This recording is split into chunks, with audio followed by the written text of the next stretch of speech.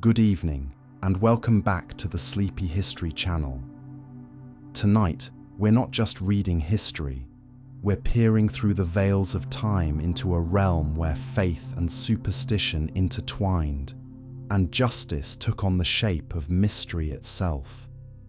We're exploring the enigmatic world of medieval law and punishment, a place where divine judgment often outweighed human logic, and even animals could be brought before the courts to stand trial.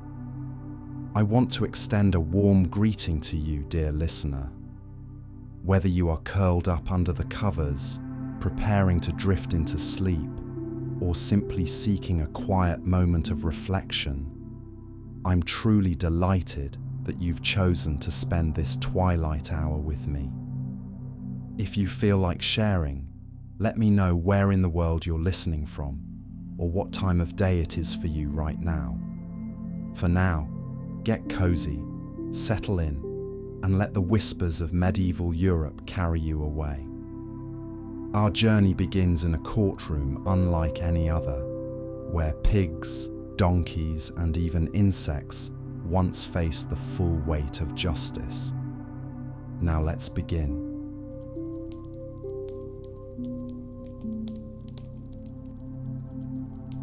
The medieval mind approached law differently than we do today.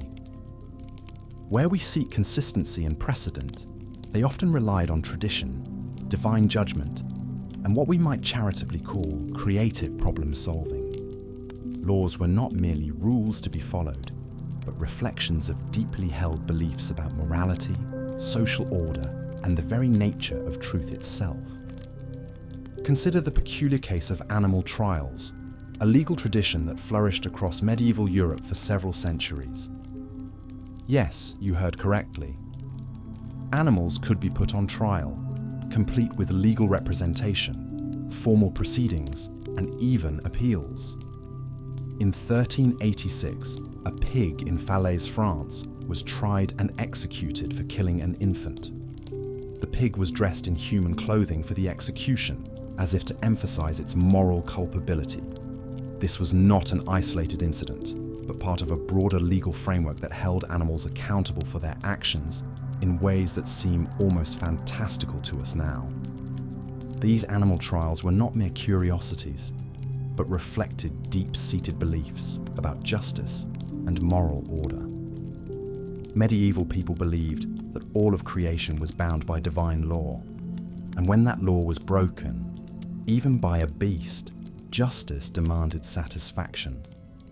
Pigs that killed children, bulls that gored farmers, and even insects that destroyed crops could find themselves defendants in formal legal proceedings. The legal representation provided to these animal defendants was often surprisingly thorough. In 1750, a female donkey was tried for bestiality alongside her human accomplice in France. The donkey's defense attorney argued successfully that she had been an unwilling participant, and she was acquitted while the man was executed. Witnesses even testified to the donkey's good character and previous virtuous behavior. But animals were not the only unexpected defendants in medieval courts. Inanimate objects too could find themselves on trial. If a sword killed someone, the weapon itself might be tried and banished from the realm. Bells that had rung during violent storms were sometimes put on trial for their role in summoning destructive weather. Trees that had fallen and killed passers-by could be formally prosecuted and sentenced to be cut down and removed. These object trials reflected a worldview where the boundaries between the animate and inanimate, the moral and amoral, were far more fluid than our modern understanding would suggest. Every element of creation was seen as part of a grand moral order, and when that order was disrupted, the law stepped in to restore balance. The concept of trial by ordeal added another layer of strangeness to medieval justice. These were legal procedures designed to determine guilt or innocence through divine intervention. The underlying belief was that God would not allow an innocent person to suffer harm during these tests, making them a form of supernatural lie detector. Trial by hot iron was one such ordeal, The accused would be required to carry a piece of red-hot iron for a specified distance, usually 9 paces. Their hand would then be bandaged and examined after 3 days. If the wound was healing cleanly, they were declared innocent. If it showed signs of infection or poor healing, guilt was assumed. Trial by cold water involved throwing the accused into a body of water while bound. If they floated, they were considered guilty, as the pure water was rejecting them. If they sank and drowned, they were posthumously declared innocent. This presented what we might call a significant design flaw in the justice system, as innocence could only be proven through death. Perhaps most dramatically, trial by combat allowed disputes to be settled through physical battle. This could involve the actual disputants fighting each other, or they could hire champions to fight on their behalf.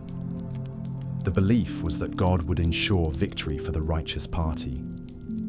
Interestingly, this practice was not limited to men.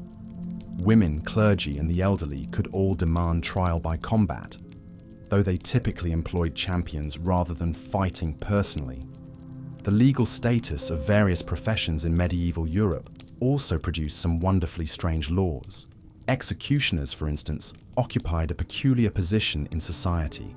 While their services were essential for the functioning of the justice system, they were often considered ritually unclean and were subjected to numerous restrictions. In many German states, executioners were required to live outside town walls and could only enter the town to perform their duties. They were forbidden from touching food in markets, as their touch was believed to contaminate goods.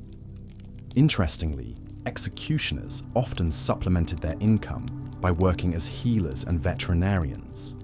Their intimate knowledge of anatomy, gained through their primary profession, made them surprisingly effective medical practitioners. This created the paradoxical situation where the same person might take a life in the morning and save one in the afternoon. The legal treatment of debt in medieval Europe produced some particularly inventive solutions. In parts of medieval France, a debtor who could not pay might be required to sit naked in the town square while crying out their shame to all who passed. This public humiliation was designed both as punishment and as a way to encourage charitable contributions from passers-by. Some regions developed the concept of debt inheritance in ways that seem almost surreal today. In certain parts of medieval Germany, unpaid debts could be inherited by the debtor's children, but only if they had been present when the debt was incurred. This led to the strange practice of excluding children from important financial discussions to protect them from future liability. The regulation of markets and trade produced its own category of unusual laws. In medieval London, the punishment for selling bad food was often poetic justice taken to extremes. Bakers who sold underweight bread might be dragged through the streets on a hurdle with the offending loaf hung around their necks. Brewers who watered down their ale could be forced to drink only their own inferior product for a specified period. The medieval understanding of property rights also led to some fascinating legal concepts. The doctrine of treasure trove held that any valuable object found buried in the ground belonged to the crown, based on the assumption that it had been hidden with the intention of retrieval. However, if the treasure was found above ground, it belonged to the finder, leading to complex legal debates about exactly what constituted buried versus merely hidden. These strange laws were not merely the products of backward thinking or primitive legal understanding. They reflected sophisticated attempts to maintain social order in a world very different from our own. Medieval society faced challenges we can barely imagine: constant warfare, devastating plagues, economic uncertainty, and the ever-present threat of famine. In such a world, laws needed to be more than mere rules. They needed to be mechanisms for preserving the delicate balance that kept communities together. The apparent strangeness of these laws often dissolves when we understand the context in which they operated. What seems bizarre to us made perfect sense to people living in a world where divine judgment was a daily reality. where community harmony was essential for survival, and where justice needed to be both seen and felt by all members of society. As we drift deeper into the medieval world, we begin to see that these strange laws were threads in a complex tapestry of belief, tradition, and practical necessity. They tell us not just about legal systems, but about entire ways of understanding the world, human nature, and our place in the grand scheme of creation. In our next exploration, we will delve deeper into the curious world of medieval marriage laws, where love, politics, and legal ingenuity combine to create some of the most fascinating and bewildering regulations in European history. But for now, let the strange and wonderful world of medieval justice settle gently in your mind as you drift toward peaceful sleep. The medieval world was one of stark contrasts when it came to food. While kings and nobles feasted on elaborate banquets with exotic spices and multiple courses, the vast majority of people lived on the edge of starvation, their meals consisting of little more than coarse bread and thin gruel. This disparity wasn't merely about wealth, it was a reflection of an entire social system built on inequality. For the common peasant, meat was an extraordinary luxury. A family might keep a pig or a few chickens, but these animals were far too valuable to slaughter regularly. Instead, they provided eggs, milk, and the occasional offspring that could be sold for much-needed coin. When meat did appear on the peasant table, it was usually during religious festivals, or when an animal was too old or sick to serve any other purpose. Even then, every scrap was used, from organ meats to blood puddings, as nothing could be wasted in a world where the next meal was never guaranteed. The preservation of food presented another monumental challenge. Without refrigeration, medieval people had to rely on salting, smoking, drying, and fermentation to keep their food from spoiling.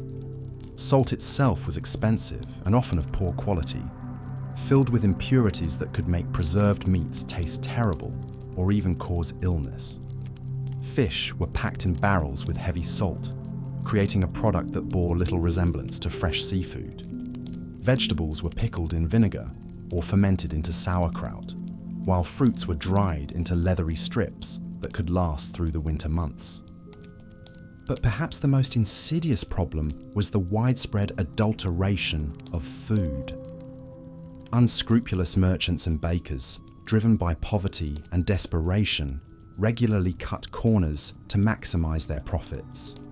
Bread, the staple of the medieval diet, was often stretched with sawdust, chalk, ground acorns, or even bone meal. These additives not only made the bread less nutritious, but could also be dangerous to consume. Similarly, ale and wine were frequently watered down, leaving consumers with weak, unpalatable drinks that provided little refreshment or nutrition. The story of Agnes, a fictional but representative alewife, illustrates these challenges perfectly. Struggling to support her family after her husband's death, Agnes found herself faced with rising grain prices and dwindling customers. Desperate to make her ale last longer and increase her profits, she began watering down her brew. At first, the deception went unnoticed, but word soon spread about the weak, tasteless ale. Her once loyal customers began seeking other establishments, and Agnes's reputation was ruined. Eventually, she was forced to close her business, leaving her family in even more desperate circumstances. The authorities did attempt to regulate food quality through laws like the assize of bread and ale, which set standards for weight, price, and quality. Violators could face fines, public humiliation in the pillory, or even corporal punishment. In some cases, dishonest bakers were dragged through the streets with their substandard loaves hung around their necks as a warning to others. However, enforcement was inconsistent and often ineffective, as the underlying economic pressures that drove people to adulterate their products remained unchanged. The lack of variety in the medieval diet was another source of suffering. While we today can enjoy fruits and vegetables from around the world year-round, medieval people were entirely dependent on what could be grown locally and what was in season. For most of the year, peasants subsisted on a monotonous diet of porridge made from barley, oats, or rye, accompanied by whatever vegetables they could grow in their small garden plots. Onions, leeks, and cabbages were among the hardiest crops, but these provided little in the way of essential vitamins and minerals. The seasonal nature of food availability meant that late winter and early spring were particularly difficult times. By then, the previous year's harvest would be running low, and the new crops had not yet matured. This period, known as the hunger gap, was when malnutrition was most severe and death rates highest. Children born during these lean months often suffered from stunted growth and weakened immune systems that would affect them for the rest of their lives. Spices, which we now take for granted, were among the most precious commodities in medieval Europe.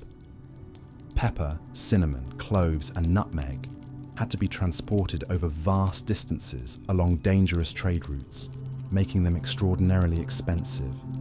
A pound of nutmeg in the 11th century could cost as much as 7 oxen, putting it far beyond the reach of ordinary people. For the wealthy, spices were not just flavoring agents, but symbols of status and power, displayed as prominently as jewels or fine clothing.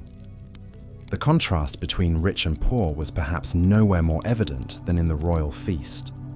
These elaborate affairs were designed not just to feed the nobility, but to demonstrate their wealth and power. Tables groaned under the weight of roasted peacocks, swans, and other exotic birds, their feathers carefully replaced after cooking to create stunning visual displays. Sugar sculptures called subtleties depicted scenes from mythology or heraldic symbols, while servants paraded dishes through the hall with great ceremony. Yet even these magnificent feasts came with their own dangers. Without understanding of food safety, even the wealthy were vulnerable to food poisoning and other ailments. The death of King John of England in 1216, attributed to consuming spoiled peaches, serves as a reminder that in the medieval world, every meal was potentially hazardous. The king had been travelling through the countryside when he stopped at an abbey and indulged in what he thought was a harmless treat. Within days, he was dead from what modern historians believe was severe food poisoning. The unsanitary conditions of medieval life compounded these food safety issues. Peasant families often shared their single-room dwellings with their livestock, as the animals provided warmth during the cold winter months. However, this arrangement meant that animal waste, insects, and vermin were constant presences in the home. Food was prepared and consumed in these same spaces, with contamination almost inevitable. In medieval cities, the situation was even worse. Narrow, winding streets were filled with garbage, human waste, and the refuse from various trades and industries. The lack of proper sewage systems meant that waste often contaminated water sources, making even drinking water dangerous. The Thames in London, for example, served simultaneously as the city's primary water source and its main sewer, a situation that contributed to frequent outbreaks of cholera, typhoid, and other waterborne diseases. The Catholic Church added another layer of complexity to medieval food culture through its extensive fasting requirements. During Lent, the 40-day period before Easter, the faithful were expected to abstain from meat, dairy products, and eggs. For the wealthy, this meant substituting fish and other alternatives, but for the poor, it often meant simply going without. Wednesdays, Fridays, and Saturdays were also designated as meatless days throughout the year, further restricting an already limited diet. While the Church's intentions may have been spiritual, the practical effect of these restrictions was often to worsen the nutritional status of people who were already malnourished. The story of John and Matilda, a fictional peasant couple, illustrates this dilemma. With 3 children to feed and only a small plot of land, they struggled to provide adequate nutrition even in the best of times. During Lent, they were expected to give up the small amounts of preserved meat and dairy that provided crucial protein and calories. As the days wore on, their children grew weak and listless, crying constantly from hunger. John, a devout man, wrestled with his faith as he watched his family suffer, while Matilda secretly dreamed of the hearty stew she would make when the fast finally ended.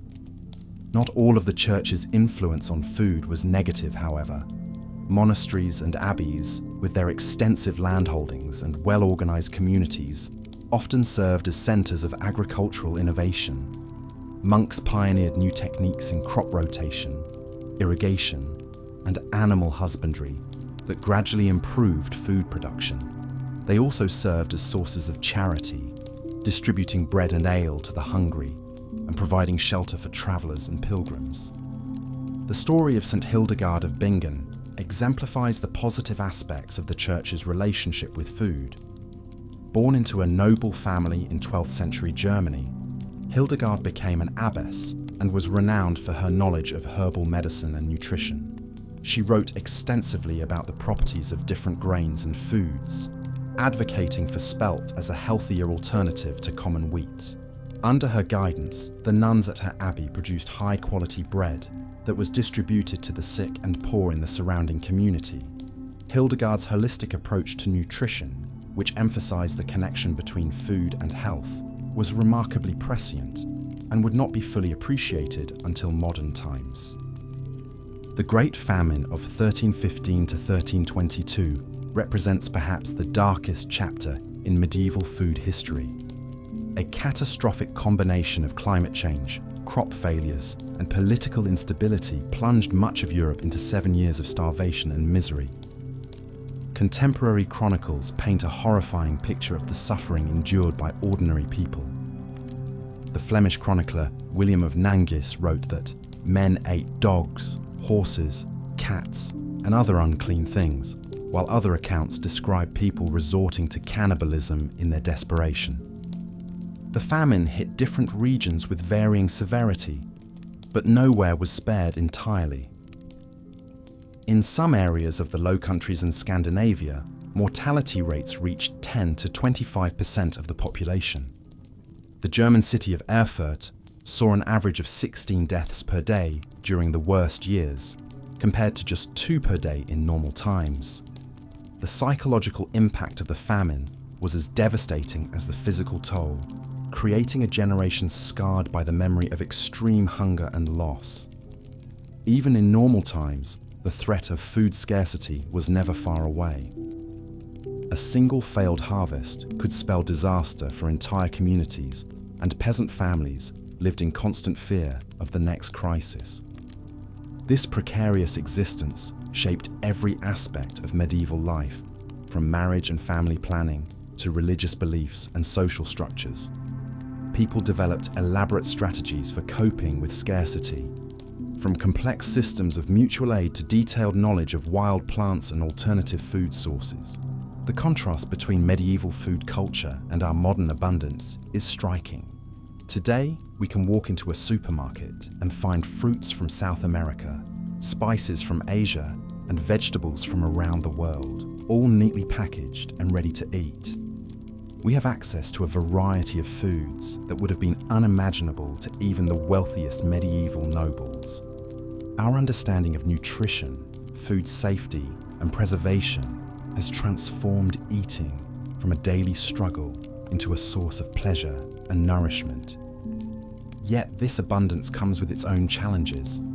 We grapple with issues of food waste, environmental sustainability, and dietary-related health problems that were unknown in the medieval world. The global food system that provides us with such variety also creates new forms of inequality and environmental degradation. Perhaps there are lessons to be learned from our medieval ancestors about the value of local, seasonal eating and the importance of not taking food for granted. The story of medieval food is ultimately a story of human resilience and ingenuity in the face of enormous challenges. Despite the constant threats of hunger, disease, and adulteration, people found ways to survive and even create moments of joy and celebration around food. They developed preservation techniques that are still used today, created dishes that evolved into modern cuisines, and established traditions of hospitality and sharing that continue to shape our culture. As we reflect on this distant past, we gain a deeper appreciation for the progress we have made and the privileges we enjoy. The simple act of opening a refrigerator or visiting a grocery store represents centuries of advancement in agriculture, technology, and social organization. At the same time, the medieval experience reminds us of our fundamental dependence on food and the importance of ensuring that everyone has access to adequate nutrition. The legacy of medieval food culture lives on in many ways. Traditional preservation methods like smoking and fermentation have experienced a renaissance among modern cooks seeking authentic flavors and sustainable practices. The seasonal rhythms that once dictated medieval diets are being rediscovered by those promoting local and sustainable agriculture. Even the elaborate feasts of the nobility have their modern counterparts in the fine dining establishments that turn meals into theatrical experiences. Perhaps most importantly, the medieval experience teaches us about the deep connections between food, community, and survival. In a world where hunger was a constant threat, sharing food became one of the most fundamental expressions of human compassion and solidarity. The communal meals that marked religious festivals and life transitions were not just celebrations, but affirmations of social bonds and mutual support. As we drift off to sleep in our modern world of abundance, we can remember the countless generations who struggled to fill their bellies with whatever meager sustenance they could find. Their perseverance in the face of such hardship reminds us of the resilience of the human spirit and the importance of gratitude for the simple blessings we often take for granted. In honoring their memory, we commit ourselves to building a world where no one needs suffer the pangs of hunger that defined so much of human history. As the candlelit shadows danced across the stone walls of medieval castles, a stark culinary divide defined the era. While nobles feasted on exotic delicacies and sumptuous banquets, the vast majority of medieval Europeans faced a daily struggle for sustenance that would horrify modern sensibilities. The scarcity of spices created one of the most glaring differences between rich and poor. While a pound of nutmeg in the 11th century cost as much as 7 fattened oxen, peasants made do with whatever meager seasonings they could find. Garlic, mustard, and vinegar became their primary weapons against the relentless blandness of their daily fare. The absence of reliable preservation methods meant fresh produce remained seasonal luxuries, leaving most to subsist on monotonous grains and whatever hardy vegetables could survive the harsh climate. Meat consumption revealed perhaps the starkest inequality.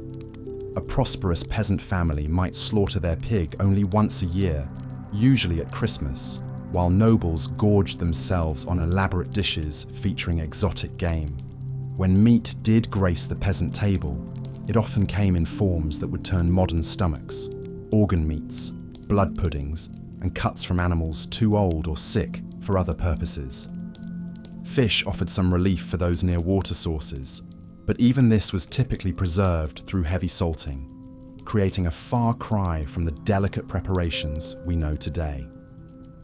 The Church's influence permeated every aspect of medieval food culture, often compounding the hardships faced by the poor. Lent's 40-day fast meant giving up what little meat and dairy peasants possessed, while wealthy nobles could afford exotic substitutes. The story of Agnes Paston, brought before a manorial court in 1322 for stealing bread during Lent to feed her starving children, illustrates the cruel irony of religious dietary restrictions imposed on those already living at the edge of starvation. Food adulteration ran rampant in an era without regulations or quality control. Unscrupulous bakers stretched their precious flour with sawdust, chalk, or ground acorns, creating dense, gritty loaves that provided little nutrition. alewives watered down their brews to increase profits, leaving customers with weak, unsatisfying drinks that barely qualified as beverages. The Assize of Bread and Ale attempted to regulate these practices, but enforcement remained sporadic at best. Unsanitary conditions made every meal a potential hazard. Peasant families shared their cramped quarters with livestock, creating breeding grounds for disease and contamination. Animal waste mingled with food preparation areas, while flies and vermin spread filth throughout living spaces. Even kings weren't immune. King John of England's death in 1216, attributed to consuming spoiled peaches, demonstrated that contaminated food could fell rulers as easily as peasants. The Great Famine of 1315 to 1322 revealed the precarious nature of medieval food security. 7 years of crop failures plunged Europe into starvation so severe that chroniclers reported cannibalism and people eating grass, bark, and even their own children. Mortality rates reached 25% in some regions, with cities like Erfurt averaging 16 deaths per day compared to 2 in normal times. Despite these overwhelming challenges, medieval people demonstrated remarkable resilience and ingenuity. They developed sophisticated preservation techniques through salting, smoking, and fermentation. Women, who bore primary responsibility for feeding their families, created folk traditions of pickling and foraging that sustained communities through lean times. Monasteries served as centers of agricultural innovation and charitable food distribution, offering some relief to the desperate. The rare medieval feast provided a stunning contrast to daily reality. Royal banquets featured dozens of elaborate dishes, roasted peacocks, sugar sculptures, and delicacies flavored with precious spices. These displays of culinary opulence served not just as entertainment, but as powerful demonstrations of wealth and status, reminding all present of the vast gulf between the privileged few and the struggling masses. Perhaps most remarkably, medieval people found ways to create meaning and community around food, despite its scarcity. Harvest festivals brought villages together in celebration of successful crops. Wedding feasts, however modest, marked life's milestones with shared meals. Even the humblest pottage became an opportunity for families to gather around the hearth, telling stories and maintaining bonds that sustained them through hardship. The legacy of medieval food culture reminds us of both human vulnerability and resilience. In an age where we can access flavors from around the globe with unprecedented ease and safety, it's worth remembering those who found joy and sustenance in the simplest of meals. Their struggles and ingenuity laid the foundations for the abundance we now enjoy, teaching us never to take for granted the basic human right to nourishment and the profound satisfaction of sharing food with those we love. As we drift off to sleep with full bellies and endless choices at our fingertips, we can honor their memory by appreciating the remarkable journey that brought us from medieval scarcity to modern plenty. In every bite we take, we taste the hard-won progress of countless generations who transform necessity into the art of cuisine, ensuring that future generations might know abundance where they knew only want. Looking at your reference videos and existing script, I'll continue from where part 3 left off, maintaining the sleep-inducing tone while exploring the harsh realities of medieval European law and society. As we've seen, the world of medieval Europe was one where even the most basic human needs were fraught with difficulty and danger. Food was scarce, often contaminated, and subject to the whims of weather and war. But perhaps even more challenging than securing one's next meal was navigating the complex and often brutal system of justice that governed daily life. The laws of medieval Europe were a patchwork of traditions, customs, and edicts that varied dramatically from one region to another, creating a landscape where justice was anything but certain. In the flickering candlelight of a medieval courthouse, Imagine the tension as an accused thief stands before a panel of judges. The evidence against him is circumstantial at best, yet the consequences of a guilty verdict could mean the loss of a hand, an eye, or even his life. This was not a world of careful deliberation and reasoned argument, but one where justice was swift, harsh, and often arbitrary. The legal systems that governed medieval Europe were designed not so much to determine guilt or innocence, but to maintain order through fear and to reinforce the rigid social hierarchies that kept peasants in their place and nobles in power. The foundation of medieval law rested upon a complex web of feudal obligations and customary practices that had evolved over centuries. At the heart of this system was the concept of personal loyalty and mutual obligation between lord and vassal. A peasant owed service to his lord not merely as a tenant, but as a bound serf whose very existence was tied to the land he worked. In return, the lord was expected to provide protection and justice, though these protections were often more theoretical than real. The lord's court was typically held in the great hall of his manor, where he would sit in judgment over disputes between his tenants, crimes committed within his domain, and violations of the countless regulations that governed peasant life.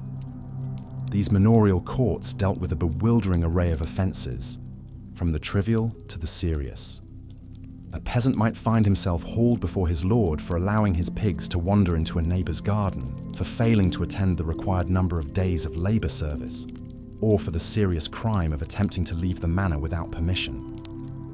The punishments were often brutal and disproportionate to the crimes. A serf caught trying to flee might be branded on the forehead with a hot iron, marking him forever as a runaway. A woman accused of adultery might be forced to walk naked through the village while being pelted with stones and filth by her neighbours. The concept of individual rights as we understand them today was virtually non-existent in medieval legal thinking.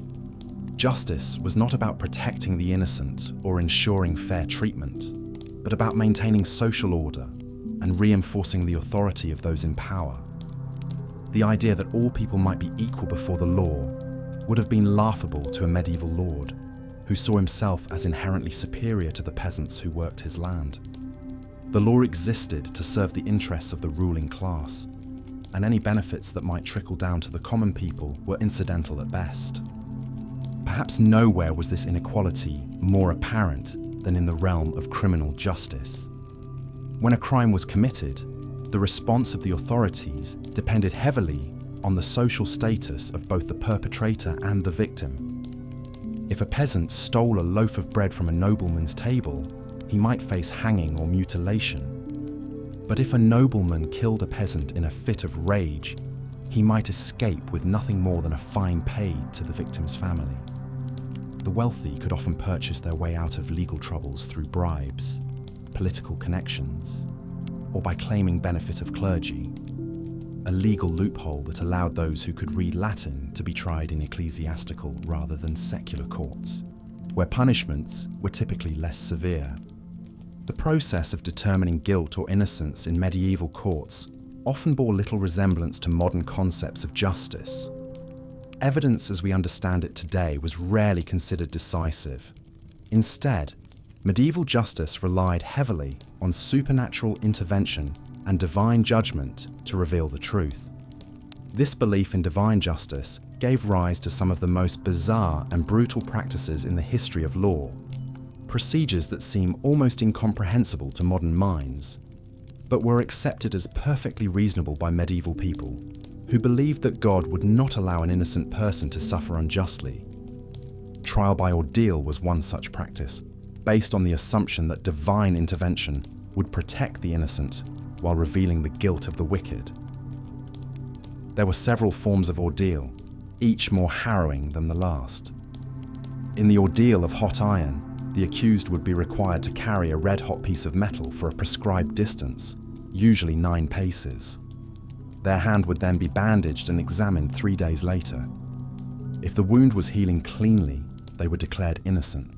If it showed signs of infection or festering, they were judged guilty and punished accordingly.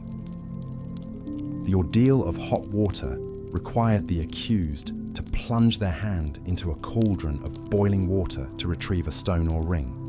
As with the hot iron, the condition of the hand after 3 days would determine their fate. For those accused of particularly serious crimes, there was the ordeal of cold water, which operated on the opposite principle. The accused would be bound and thrown into a body of water, typically a pond or river that had been blessed by a priest. If they sank, they were considered innocent, as the pure water had accepted them. If they floated, they were deemed guilty, as the water had rejected their corrupted soul. Either way, the accused faced a grim prospect: drowning if innocent, or surviving only to face execution if guilty. The logic of this system was based on medieval understanding of the natural world, where it was believed that water, being pure and holy, would naturally reject anything evil or corrupted. These ordeals were not administered lightly or without ceremony. They were elaborate rituals that often took place in churches or other sacred spaces, with priests presiding over the proceedings and blessing the instruments of trial. The accused would typically be required to fast for several days beforehand and to attend special masses to purify their soul before facing divine judgment. The entire community would often gather to witness these spectacles, which served not only as a means of determining guilt, but as powerful demonstrations of divine power and earthly authority. The psychological impact of these ordeals cannot be overstated. Many accused individuals, believing themselves to be guilty or convinced that God would reveal their sins, would confess before undergoing the ordeal. Others, terrified by the prospect of divine judgment, would flee before the appointed day, an act that was taken as clear evidence of guilt. In some cases, the mere threat of trial by ordeal was enough to extract a confession or to resolve a dispute without the need for the actual procedure.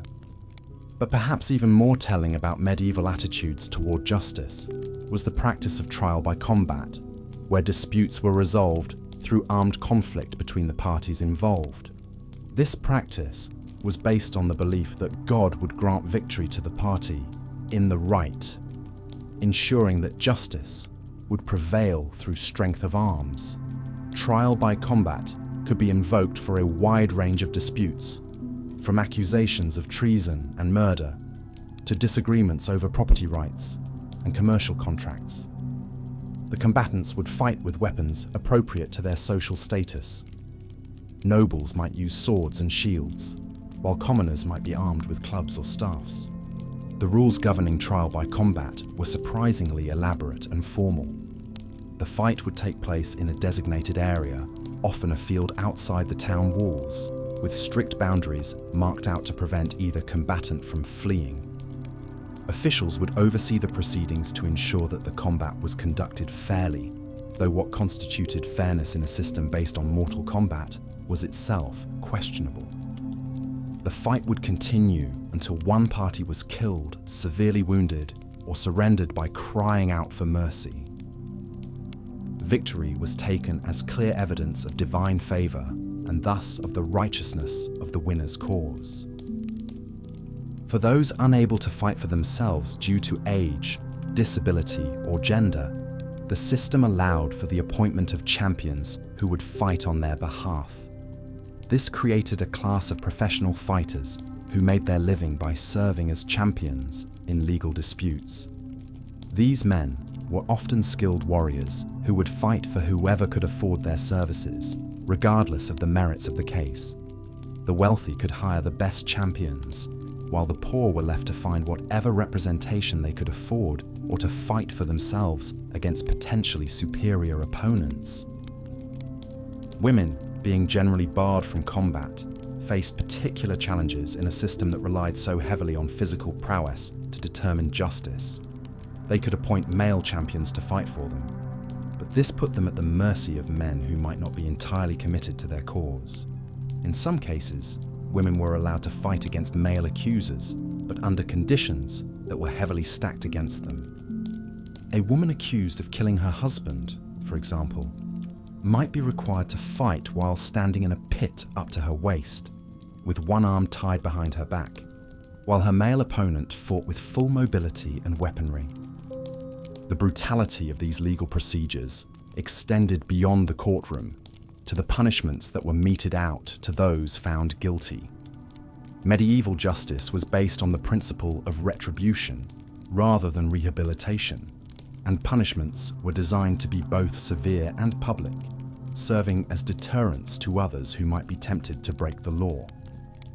The range of punishments available to medieval judges was vast and creative in its cruelty, reflecting a society that saw physical suffering as an appropriate response to moral transgression.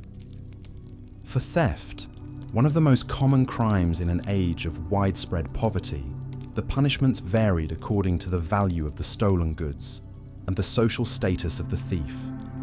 A peasant caught stealing food might lose a hand, making it impossible for him to work and essentially condemning him to death by starvation. A repeat offender might face hanging, while someone caught stealing from a church could be sentenced to having their eyes put out or their tongue cut off. The logic behind these punishments was that the penalty should reflect the nature of the crime. A thief lost the hand that had committed the theft. A liar lost the tongue that had spoken falsehoods, and so on. Public executions were elaborate spectacles that drew crowds from miles around, combining entertainment with moral instruction in a way that seems grotesque to modern sensibilities. The condemned would be paraded through the streets to the place of execution, often accompanied by priests who would exhort them to confess their sins and prepare for the afterlife. The methods of execution varied widely and were often chosen to reflect the severity of the crime or the social status of the condemned. Nobles might be granted the privilege of beheading, considered a quick and honourable death, while commoners faced hanging, which was seen as more degrading but equally final. For the most serious crimes, however, medieval justice demanded punishments that went far beyond simple death. Traitors might be hanged, drawn, and quartered, a process that began with the condemned being dragged through the streets on a hurdle, then hanged until nearly dead, disemboweled while still alive, and finally cut into quarters that would be displayed in prominent locations as a warning to others. Heretics and witches faced burning at the stake, a punishment that was believed to purify their souls through fire, while serving as a dramatic demonstration of the fate that awaited those who defied religious authority. Women who committed certain crimes faced punishments that reflected medieval attitudes toward gender and morality. A woman who killed her husband might be burned alive, as this crime was seen as a form of treason against the natural order that placed husbands in authority over their wives. Prostitutes might be forced to wear distinctive clothing or have their heads shaved as marks of shame, while women accused of being scolds or shrews might be subjected to the ducking stool, strapped to a chair and repeatedly dunked in a pond or river until they promised to mend their ways. The application of these punishments was far from consistent, however, and the wealthy and well-connected often found ways to escape the full force of medieval justice. Benefit of clergy allowed those who could demonstrate literacy to claim the right to be tried in church courts, where punishments were typically less severe. Sanctuary laws permitted criminals to claim protection in churches, where they could remain safe from secular authorities for a prescribed period. Wealthy defendants could often negotiate compositions, monetary payments that would substitute for physical punishment, or they could simply flee to other jurisdictions where their crimes were unknown. This system of justice, brutal and arbitrary as it was, served important functions in medieval society beyond simply punishing wrongdoers. Public punishments reinforced social hierarchies by demonstrating the power of the authorities and the consequences of challenging established order. They provided a form of entertainment in a world where diversions were few and far between. Most importantly, They created a climate of fear that helped to maintain control over a population that vastly outnumbered their rulers and had little to lose by rebellion. The legal systems of medieval Europe also reflected the fragmented nature of political authority during this period.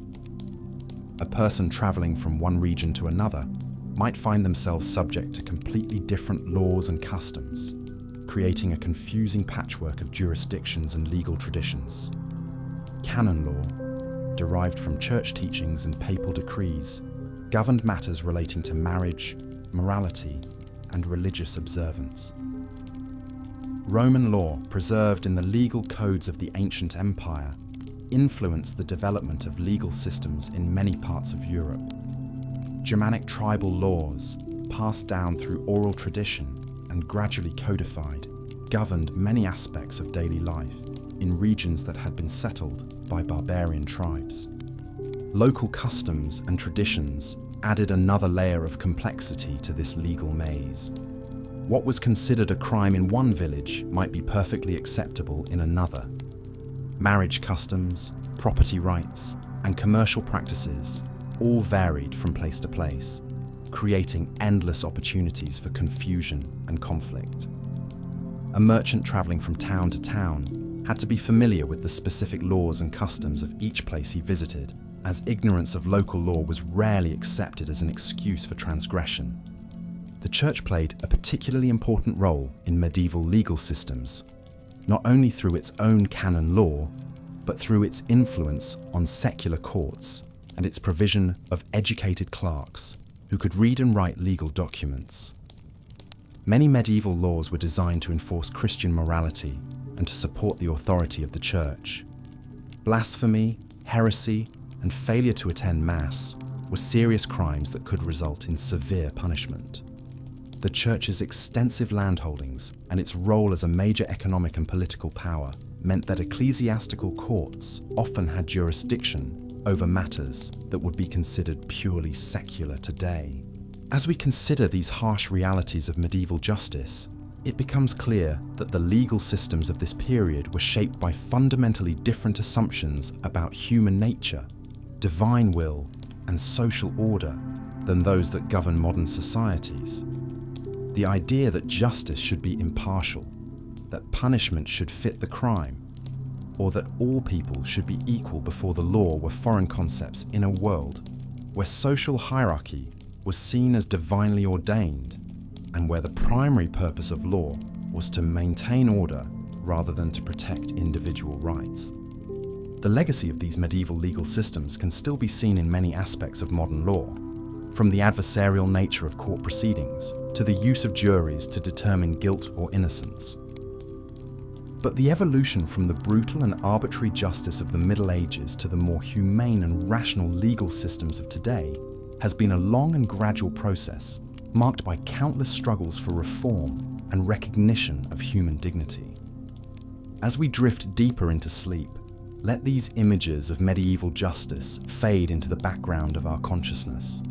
The harsh realities of life in an age where might made right, where divine judgment was sought through trial by fire and water, and where public executions served as both entertainment and moral instruction.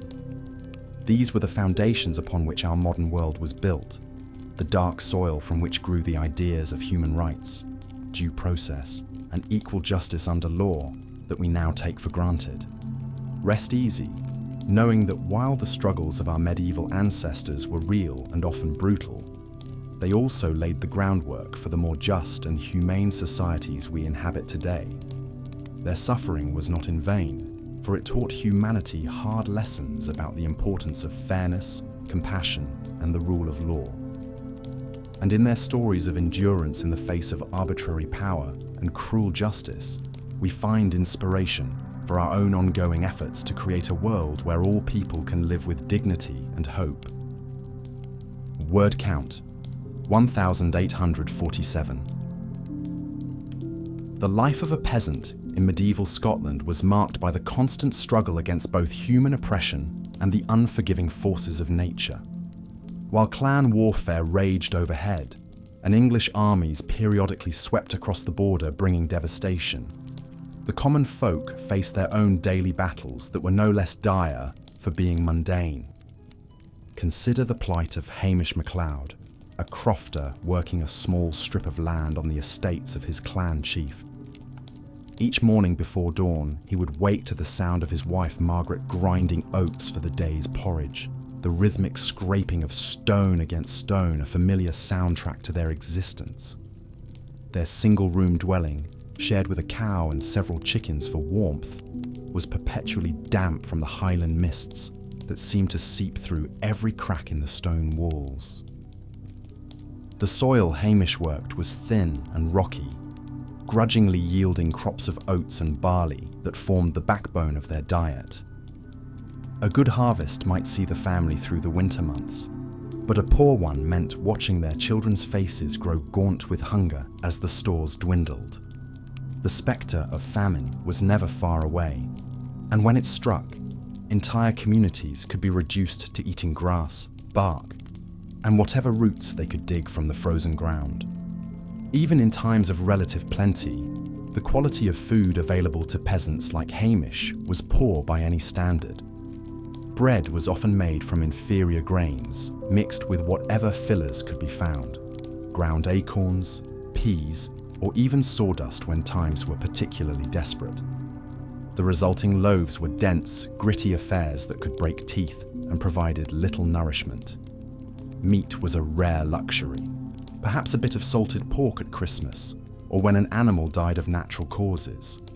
The preparation and storage of food presented constant challenges in an age without refrigeration or proper preservation techniques.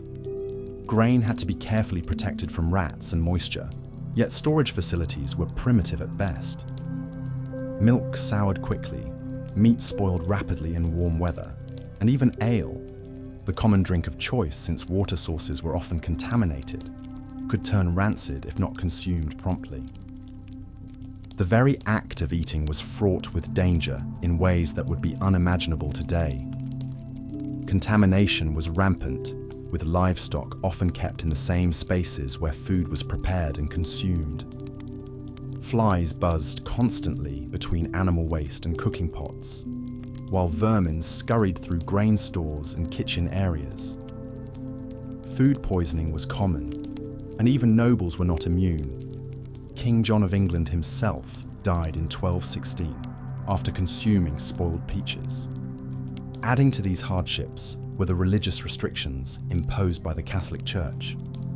During Lent, and on designated fast days throughout the year, even the meagre protein sources available to peasants were forbidden. For families already subsisting on the edge of starvation, these additional dietary restrictions could push them over the brink.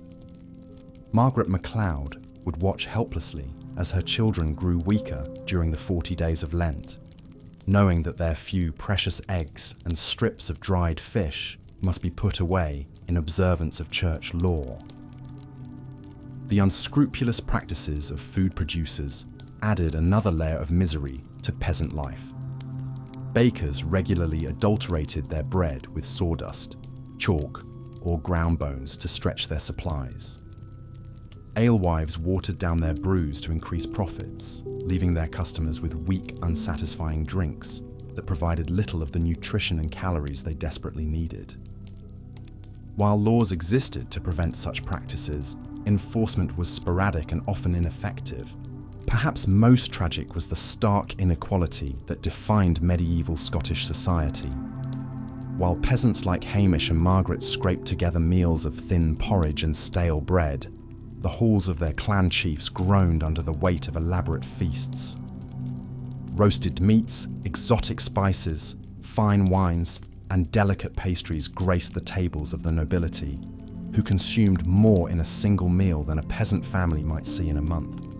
This disparity was not merely about quantity, but about the very nature of the food itself. Where peasants ate coarse, monotonous fare that left them malnourished and susceptible to disease, the wealthy enjoyed varied diets rich in proteins, fats, and the precious spices that could transform even simple ingredients into culinary delights. A pinch of cinnamon or cloves, worth more than a peasant's annual income, could elevate a dish from mere sustenance to genuine pleasure. The psychological toll of this constant food insecurity cannot be overstated. The knowledge that one's next meal was never guaranteed, that a failed harvest or a clan raid could mean starvation, created a perpetual state of anxiety that permeated every aspect of life. Parents went to bed hungry so their children could eat, and even then often had to watch helplessly as malnutrition stunted their offspring's growth and left them vulnerable to disease. Yet even in the face of such hardship, the human spirit endured. Peasant women like Margaret MacLeod developed remarkable ingenuity in making the most of limited resources. They learned to identify edible wild plants, to preserve what little meat came their way through salting and smoking, and to stretch meager supplies through careful rationing and creative cooking. Community bonds were strengthened by shared adversity, with neighbours helping neighbours through the worst times and celebrating together when fortune smiled upon them. The seasonal rhythms of agricultural life provided some structure and hope amid the uncertainty. The arrival of spring brought the promise of new growth, while harvest time offered the possibility of abundance, however temporary. Even the humblest peasant could take pride in a well-tended garden or a successful batch of ale, finding moments of satisfaction in work well done, despite the harsh circumstances. As we reflect on the struggles of medieval Scottish peasants like Hamish and Margaret MacLeod, we are reminded of how far humanity has progressed in securing basic necessities. The abundance and variety of food available today, the safety standards that protect us from contamination, and the social systems that provide support in times of need, all these represent centuries of gradual improvement from those dark days when a full belly was a luxury and hunger was a constant companion. Their story serves as both a sobering reminder of the hardships our ancestors endured and a testament to the resilience of the human spirit in the face of seemingly insurmountable challenges. In their daily struggles for survival, we see reflected the fundamental dignity of ordinary people who, despite having so little, found ways to create meaning, community, and hope in their lives. Looking at your script summary and the reference materials, I'll continue from where you left off, focusing on the social divides and legal structures that shaped medieval European society. Here's part 6. As we've witnessed the harsh realities of medieval life unfold before us, from the brutal justice system to the constant struggle for sustenance, we begin to see how these hardships carved deep divisions into the very fabric of society. The strange laws we've explored were not merely quirks of a bygone era, but tools that reinforced a rigid hierarchy where one's birth determined one's fate with merciless precision. Picture, if you will, a world where the accident of your birth could sentence you to a lifetime of backbreaking labor, while others enjoyed lives of leisure and abundance simply because they emerged from the right womb. This was the reality of medieval Europe, where society was stratified into 3 distinct orders, each as separate as oil and water, yet bound together by invisible chains of obligation and dependence. At the pinnacle of this pyramid sat the nobility, those who fought and ruled. These were the lords and ladies who lived in stone castles that pierced the sky like monuments to power. Their days were filled with courtly pursuits, elaborate ceremonies, and the intricate dance of politics. They wore silk and velvet, dined on exotic delicacies, and spoke in refined tongues that marked them as clearly as any coat of arms. For them, the strange laws we've encountered were tools of control, weapons to be wielded against those beneath them. Below them, yet still elevated above the masses, stood the clergy, those who prayed. These men and women of God possessed a different kind of power, one that claimed dominion over souls rather than bodies. They lived in monasteries and cathedrals, surrounded by illuminated manuscripts and sacred relics. Their influence stretched into every corner of life, from the bedroom to the marketplace, dictating not just what people believed, but how they lived, ate, and even thought. And at the base of this structure, supporting the weight of the entire edifice on their bent backs, toiled the peasantry, those who worked. These were the vast majority of Europe's population, bound to the land like trees rooted in soil, unable to move or change their station without permission from their betters. They lived in hovels of mud and thatch, their hands perpetually stained with dirt, their backs permanently curved from endless labor. The legal system we've explored served to maintain these divisions with ruthless efficiency. The very concept of justice itself was different depending on which rung of the ladder you occupied. A noble who killed a peasant might pay a fine, while a peasant who stole bread could face the gallows. The trial by combat that seems so absurd to our modern eyes made perfect sense in a world where physical prowess was seen as a divine gift, where God was believed to favor the righteous with strength and skill. Consider the tale of Sir Geoffrey de Montfort, a minor lord who found himself accused of murder by a peasant named Willem.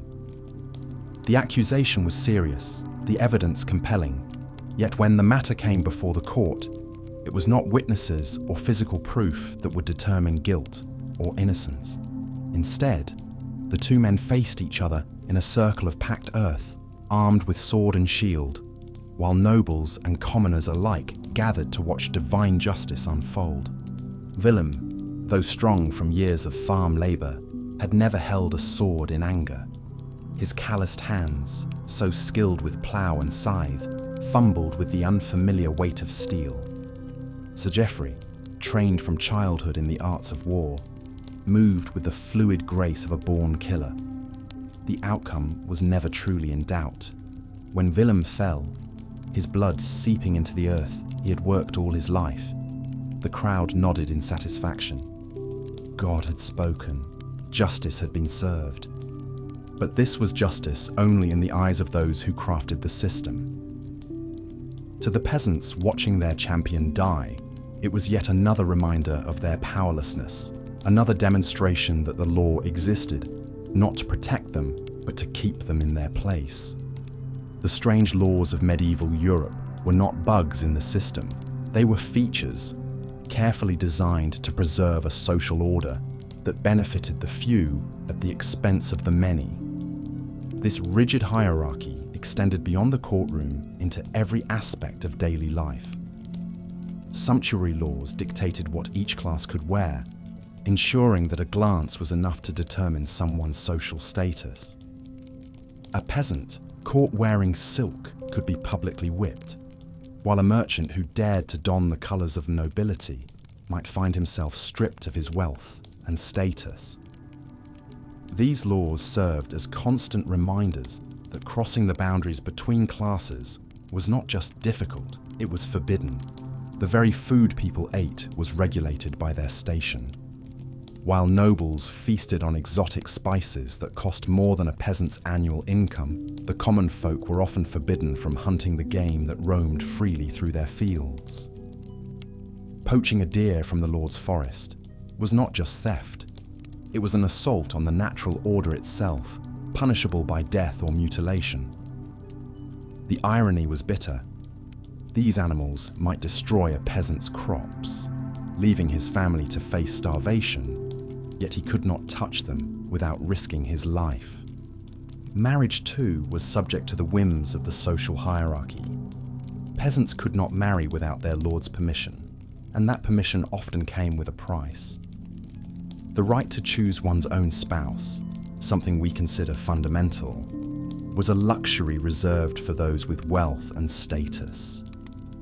Young women might find themselves wed to strangers, their bodies and futures traded like commodities in deals that served their family's interests but ignored their own desires. Even death could not escape the grasp of social distinction.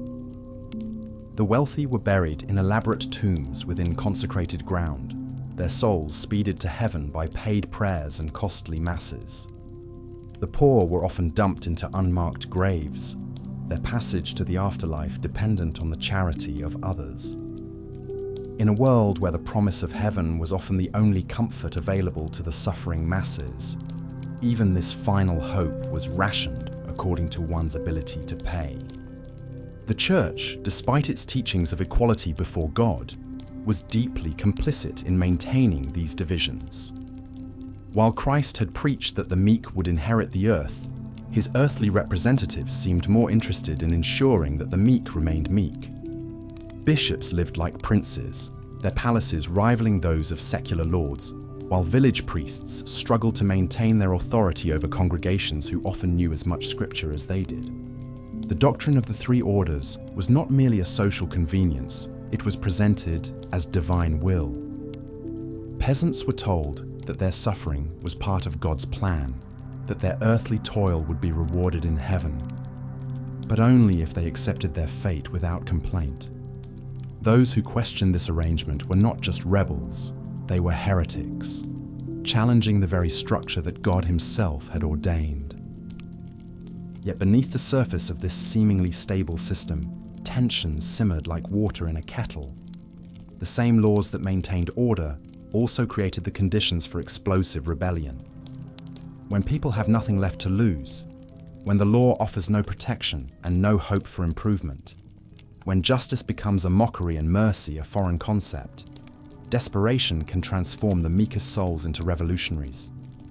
The strange laws of medieval Europe were not just historical curiosities. They were the instruments of oppression, the tools by which a small elite maintained control over the vast majority of the population. They remind us that law and justice are not the same thing, that legal systems can be crafted to serve power rather than truth, and that the price of freedom is eternal vigilance against those who would use the machinery of justice to grind the powerless beneath their heels. As we drift deeper into the realm of sleep, let these medieval shadows remind us of how far we have traveled from those dark days, yet how easily we might find ourselves walking similar paths if we forget the lessons written in the blood and tears of our ancestors. The strange laws of medieval Europe were not accidents of history, they were deliberate choices, and in understanding them, we better understand the fragility of the justice we too often take for granted. In the morning light, when consciousness returns, perhaps we will carry with us a deeper appreciation for the rights and freedoms that countless generations fought and died to secure. For in the end, the true strangeness of medieval law was not its brutality or its absurdity, but its reminder that justice is not a given. It is a gift that each generation must earn anew.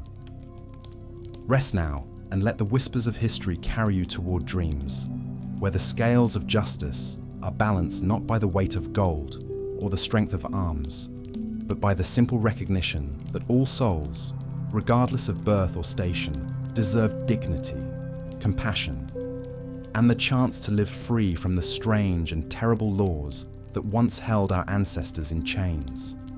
As the golden hour light filters through the barred windows of a medieval manor house, casting long shadows across the cold stone floors, we find ourselves transported to a world where justice was not blind, but rather deeply entrenched in the rigid social hierarchy that defined every aspect of life. Tonight, we continue our gentle journey through the peculiar and often harsh legal landscape of medieval Europe, where the law served not as an equalizer, but as a powerful tool to maintain the vast chasm between the noble and the common.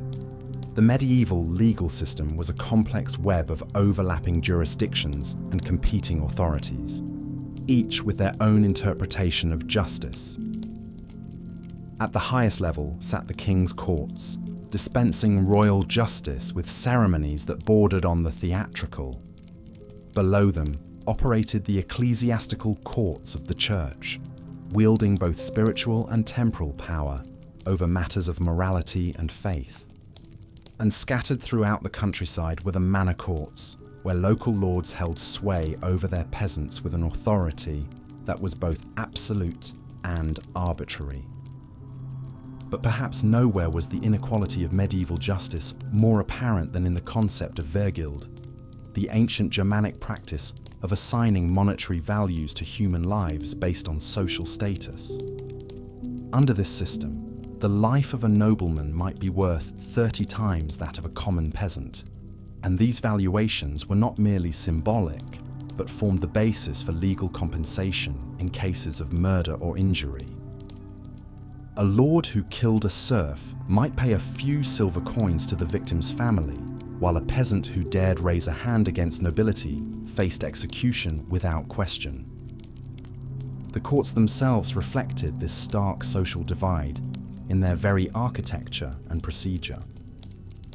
When a nobleman appeared before a judge, he was afforded elaborate ceremony, comfortable seating, and the presumption of honesty that came with his elevated station. His word carried weight simply by virtue of his birth, and his testimony was rarely questioned unless contradicted by someone of equal or higher rank. The proceedings moved at a dignified pace, with careful attention paid to precedent and proper legal form. How different was the experience for a common peasant dragged before the same tribunal? These unfortunate souls were herded into drafty, uncomfortable spaces, forced to stand throughout lengthy proceedings that they often could not understand due to the use of Latin or French legal terminology.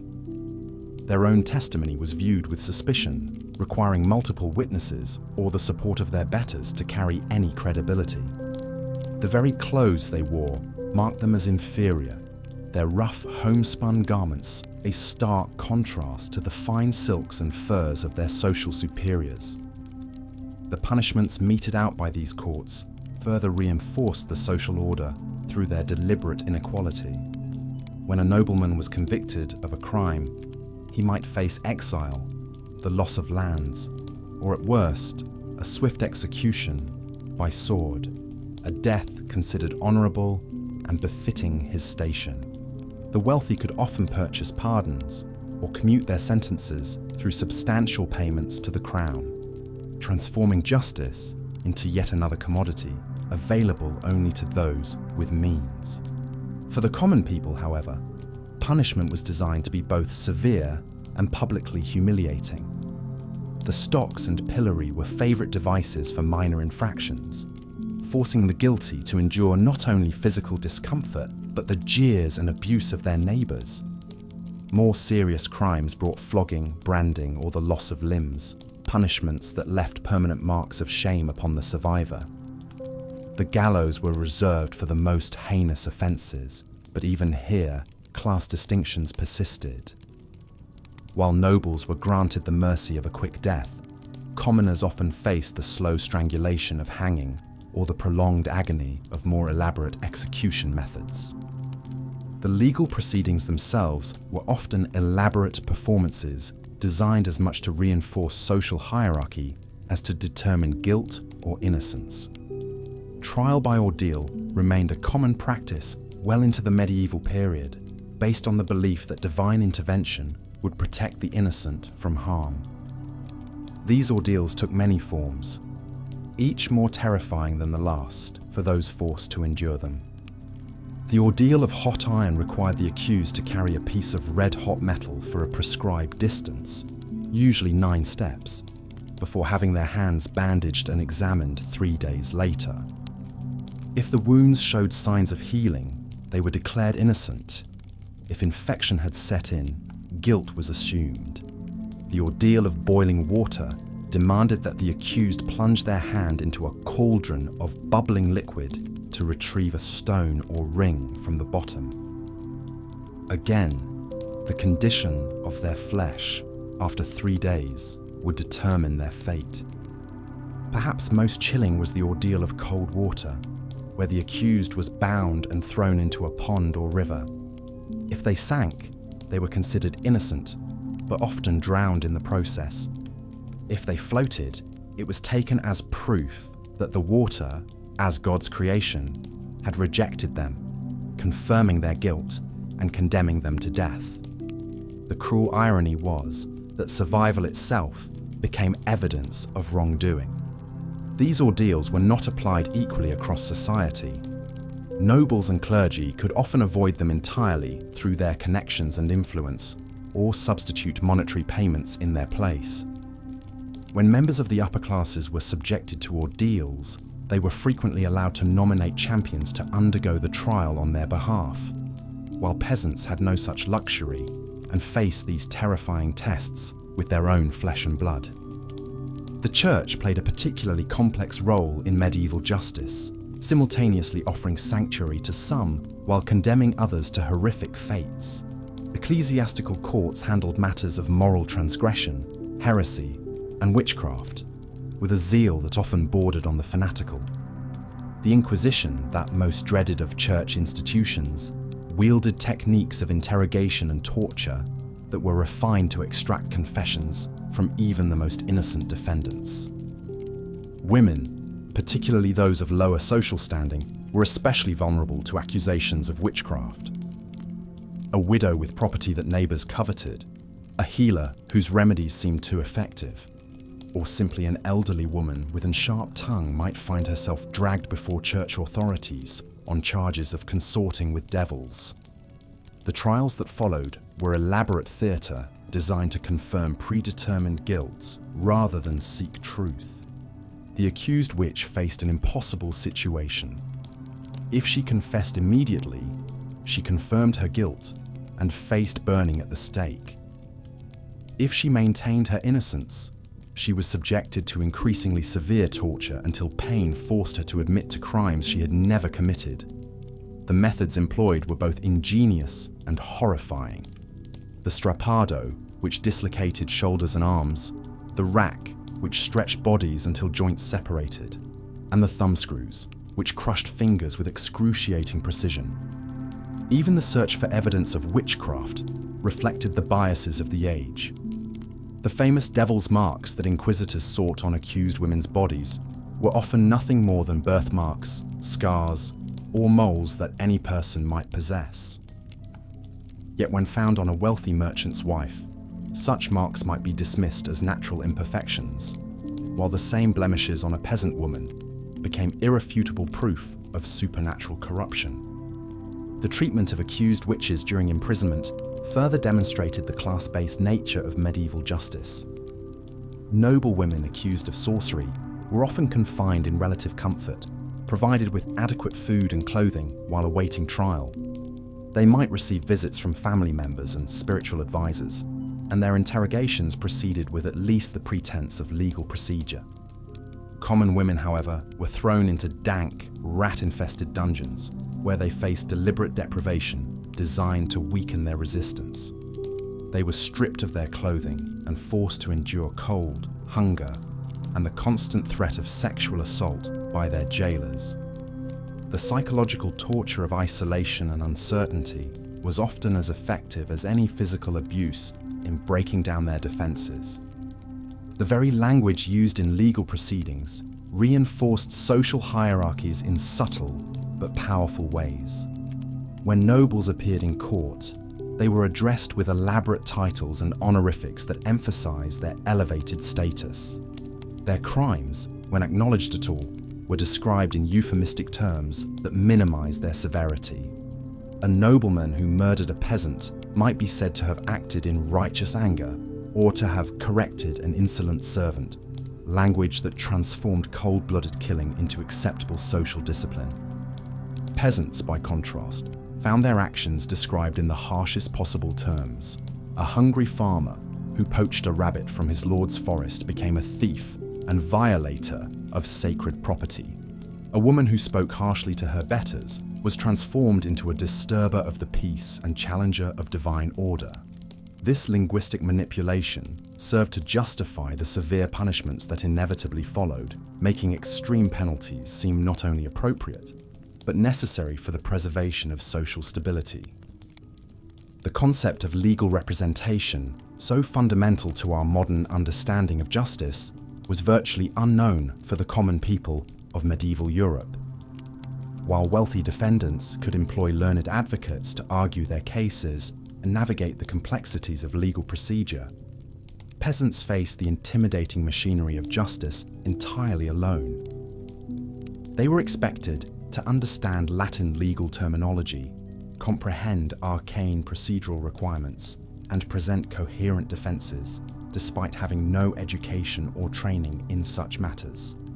This disparity in legal resources often determined outcomes before trials even began. A skilled advocate could find procedural grounds to dismiss charges, locate witnesses to provide alibis, or present alternative interpretations of evidence that cast doubt on their client's guilt. The unrepresented defendant, meanwhile, stumbled through proceedings they could barely comprehend, often inadvertently confirming their own guilt through ignorance of proper legal responses. The keeping of legal records further advantaged the wealthy while disadvantaging the poor. Nobles maintained extensive documentation of their rights, properties, and legal precedents, creating paper trails that could support their claims in court. They employed scribes and clerks to ensure that favorable judgments were properly recorded and preserved for future reference. These documents became powerful weapons in legal battles, providing evidence of ancient privileges and establishing patterns of precedent that favored their interests. Peasants, being largely illiterate and unable to afford scribal services, left little documentary evidence of their legal affairs. Their rights, such as they were, existed primarily in oral tradition and customary practice, making them vulnerable to challenges by those with written proof to support their claims. A nobleman with a properly documented deed could easily dispossess a peasant family that had worked the same land for generations, leaving them with no recourse and no means to prove their traditional rights. The corruption that pervaded medieval legal systems was both systematic and openly acknowledged. Judges and court officials expected regular payments from those seeking favorable treatment, and these bribes were so commonplace that they had acquired their own elaborate etiquette and customary rates. A wealthy defendant could essentially purchase not only favorable verdicts, but also the procedural advantages that made such outcomes possible. For the poor, however, even small bribes represented impossible expenses. A peasant family's entire annual income might not equal the cost of a minor court favor, leaving them entirely dependent on the supposed impartiality of officials who had long since abandoned any pretense of equal treatment. The result was a justice system that operated as a marketplace where legal outcomes were bought and sold like any other commodity. The physical conditions of medieval prisons reflected these same class distinctions with brutal clarity. Wealthy prisoners could purchase comfortable accommodations, adequate food, and even the services of personal servants during their confinement. They might occupy private chambers with windows, furniture, and the freedom to receive visitors and conduct business. Some noble prisoners lived better in jail than many free peasants did in their own homes. Common criminals, however, were herded into overcrowded, disease-ridden dungeons where death from illness was more likely than eventual release. They received minimal food of the poorest quality, often crawling with vermin and barely sufficient to sustain life. No medical care was provided for the sick or injured, and the strong preyed upon the weak in an environment where guards turned blind eyes to violence among their charges. These disparities in treatment extended even to the moment of execution. Noble criminals who faced death were granted elaborate final ceremonies that honored their rank, even as their lives were forfeit. They might be allowed final speeches, visits from clergy of their choosing, and executions carried out with swift, merciful methods that minimized suffering. Their bodies were often returned to their families for proper burial in consecrated ground. Common criminals faced death as they had faced life, without dignity or consideration for their humanity. They were marched to execution sites amid jeering crowds, denied final words or spiritual comfort, and killed by methods deliberately chosen for their cruelty and public spectacle. Their bodies were often left to rot on gibbets as warnings to others, denied even the basic dignity of proper burial. As we drift deeper into the realm of sleep, let us reflect on this complex tapestry of medieval justice, where law served not as a protection for the innocent, but as a tool for maintaining the rigid social order that defined every aspect of existence. In this world, birth determined not only one's station in life, but also the very nature of justice one could expect to receive. The wealthy lived in a realm where law was malleable, where influence and gold could reshape reality itself and transform the guilty into the innocent. They enjoyed the protection of elaborate procedures, skilled advocates, and sympathetic judges who understood that true justice meant preserving the natural order that placed them at society's apex. The poor, meanwhile, inhabited a darker realm where law was an instrument of oppression rather than protection, where guilt was often predetermined by social status, and where survival depended more on luck than on any abstract concept of justice. They faced a system designed not to determine truth, but to confirm their subordinate position and remind them of their powerlessness in the face of their betters' authority. Yet even in this harsh landscape, we can glimpse the seeds of change that would eventually transform these primitive systems into something approaching true justice. The very extremes of medieval legal inequality would eventually provoke reactions that led to demands for reform, due process, and equal treatment under law. The struggles of these forgotten peasants and their suffering under arbitrary authority helped forge the principles that we now take for granted in our modern legal systems. As you settle into peaceful slumber, perhaps you might dream of a world where justice truly was blind, where birth and wealth held no sway over legal outcomes, and where every person, regardless of station, could expect fair treatment under law. It is a vision that those medieval peasants, suffering under their lord's arbitrary justice, could scarcely have imagined, yet their struggles helped make it possible. Rest well, knowing that the harsh lessons of medieval justice have not been forgotten, and that the principles of equality and fairness we cherish today were paid for with the suffering of countless generations who came before us. In their memory, we continue the eternal struggle to perfect justice and ensure that law serves not the powerful, but the cause of truth and human dignity. Looking at the context you've provided and the reference materials, I'll continue the script from where it left off, focusing on the increasingly complex and often arbitrary nature of medieval laws that governed every aspect of daily life. Beyond the spectacle of trials by ordeal and the peculiar justice meted out to animals, medieval Europe was governed by an intricate web of laws that touched every moment of a person's existence. These regulations weren't merely suggestions or guidelines. They were rigid commandments that dictated how one dressed, where one could walk, what one could eat, and even how one could express grief. Consider the sumptuary laws that swept across medieval kingdoms like invisible chains, binding society into its predetermined order. These weren't simply fashion guidelines. They were legal mandates that prescribed exactly what fabrics, colours, and styles each social class could wear. A peasant caught wearing silk could face heavy fines or public humiliation. The rich purple dyes extracted from murex shells were reserved exclusively for royalty, while certain shades of red remained the privilege of the nobility alone. In the 14th century England, these clothing laws reached absurd levels of specificity. Servants were forbidden from wearing cloth worth more than 2 marks per yard. Merchants, despite their growing wealth, could not don the furs and jewelled accessories of the aristocracy. Even the length of one's shoes was regulated. The pointed poulaines favoured by fashionable men could only extend so many inches beyond the toe, with the measurement varying according to one's rank. These laws created a society where a glance could instantly reveal a person's place in the social hierarchy.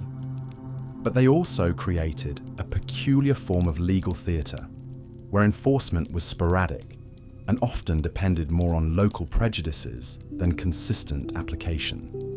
A wealthy merchant might bribe his way into wearing forbidden silks, while a poor craftsman could face severe punishment for the slightest transgression.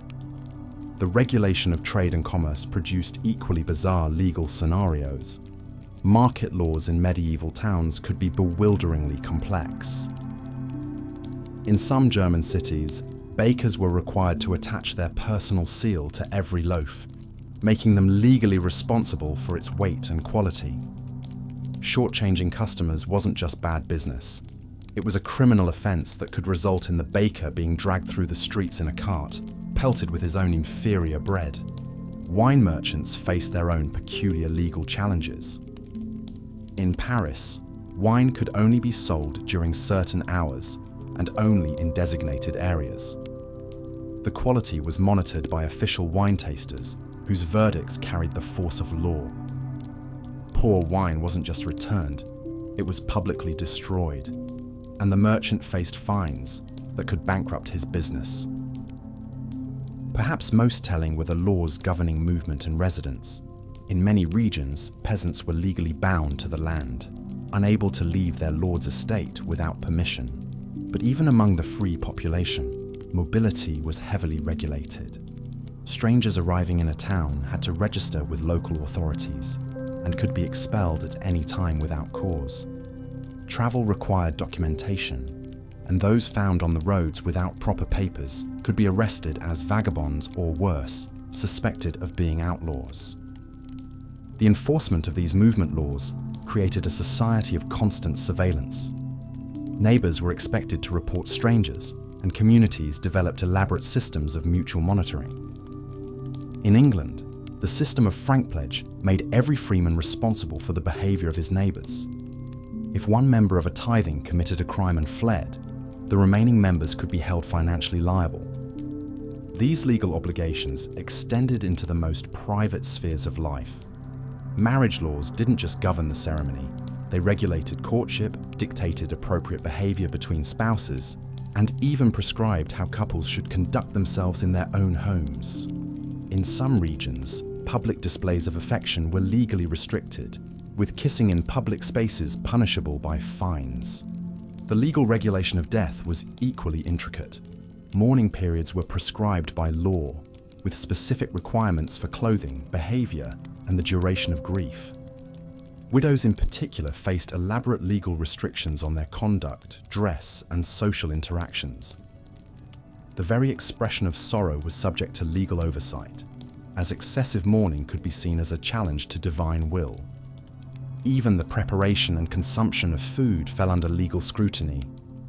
Beyond the church's religious restrictions, secular laws governed everything from the spices that could be used to the hours when certain foods could be prepared. In some Italian cities, the making of pasta was regulated by guild laws that specified not just ingredients and techniques, but who could legally call themselves a pasta maker. These culinary laws often reflected deeper social anxieties about luxury and excess. Sumptuary laws didn't just govern clothing, they extended to food, limiting the number of courses that could be served at different social levels and restricting access to expensive ingredients. A merchant's feast, no matter how wealthy he had become, could not legally match the extravagance of a noble's table. The arbitrariness of these laws was often their most striking feature. Local customs could override royal decrees, creating a patchwork of regulations that varied from town to town. What was legal in one jurisdiction could be a serious crime just a few miles away. Travelers had to navigate not just physical dangers, but legal minefields, where ignorance of local customs provided no protection from punishment.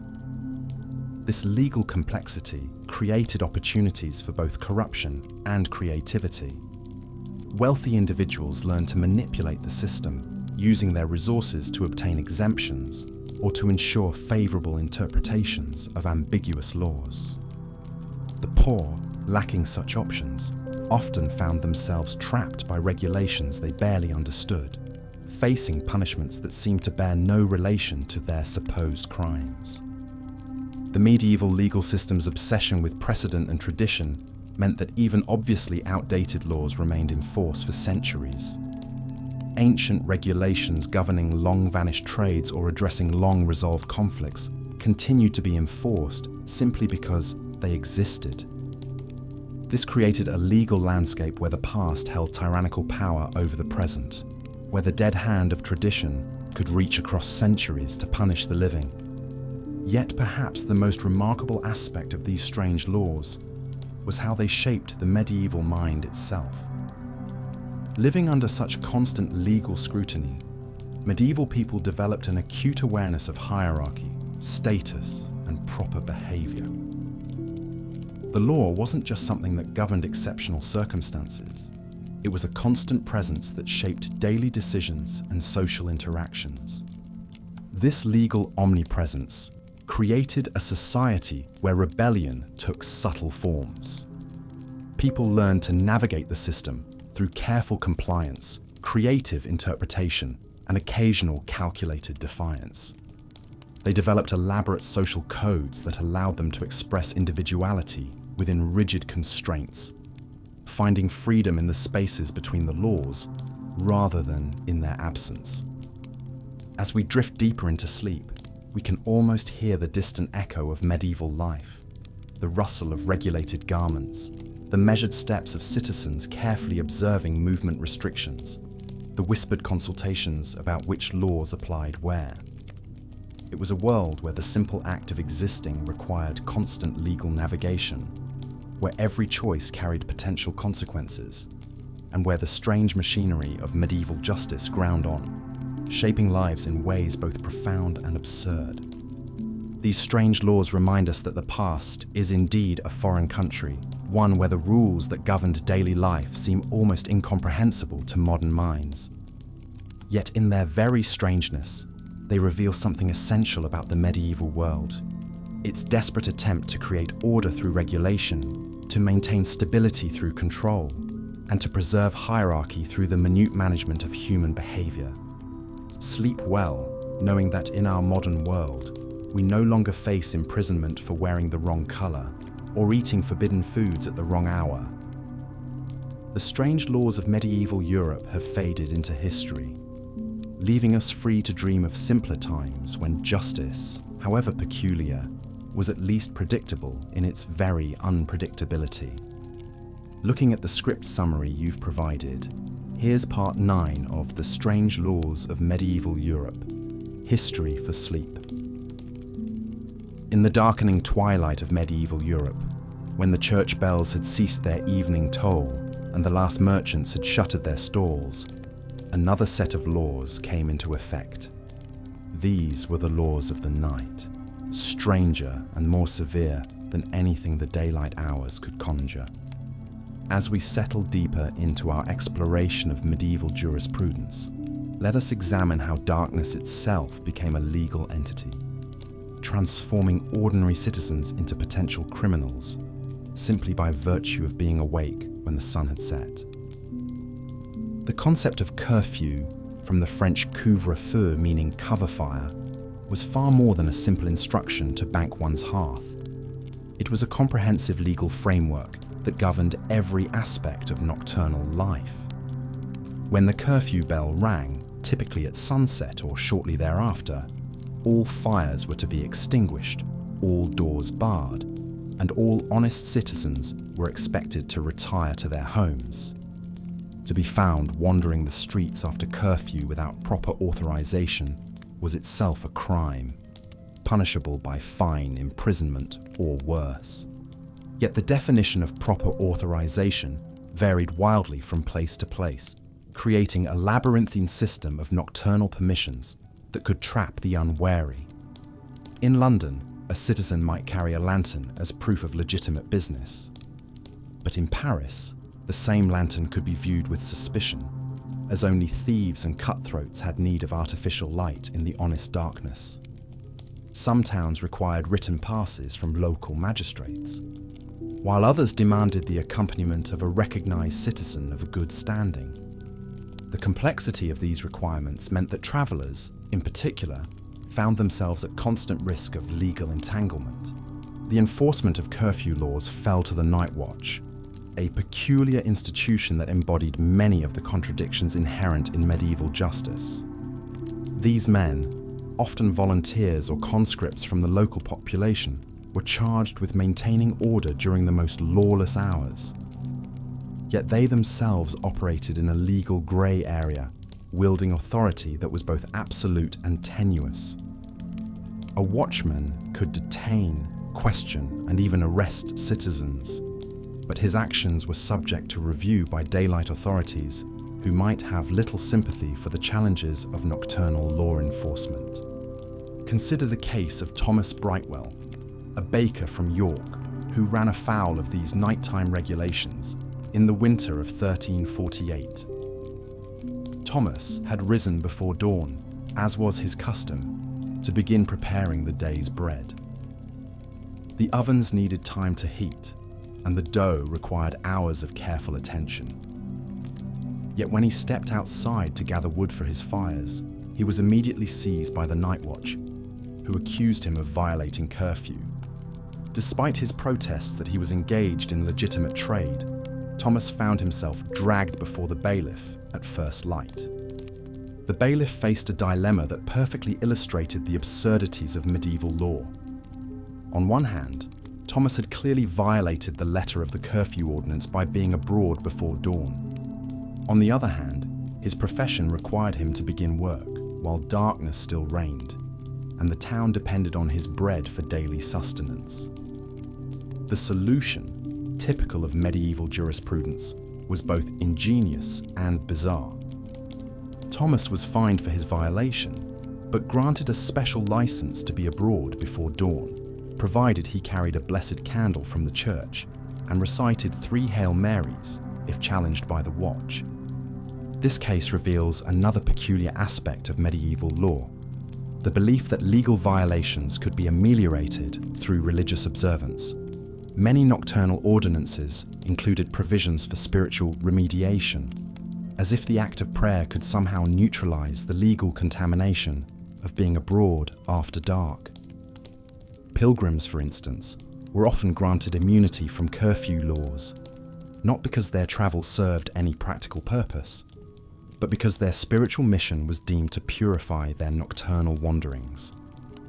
The gendered nature of nighttime laws created additional layers of complexity and injustice. Women found abroad after dark faced not only the standard penalties for curfew violation, but also assumptions about their moral character and professional activities. A woman walking alone at night was automatically suspect, regardless of her actual business or destination. The law presumed that honest women had no legitimate reason to be abroad in darkness, and this presumption carried severe consequences.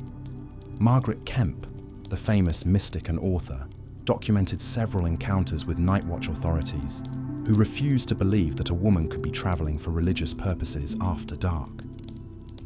Her writings describe the humiliation of being questioned, searched, and detained simply for attempting to reach early morning prayers at distant churches. Despite carrying letters from bishops and abbots attesting to her pious intentions, Margaret was repeatedly treated as a suspected prostitute or thief, illustrating how legal presumptions could override even the highest religious authorities. The punishment for nocturnal violations often reflected the medieval obsession with public humiliation as a deterrent. Those caught breaking curfew might find themselves sentenced to spend the following night in the stocks, publicly displayed as examples of law-breaking. Others were required to carry lanterns through the town for a specified period, essentially marking themselves as former curfew violators. These penalties served the dual purpose of punishment and advertisement, warning other citizens of the consequences of nocturnal transgression. Yet perhaps the strangest aspect of nighttime law was its interaction with the medieval understanding of time itself.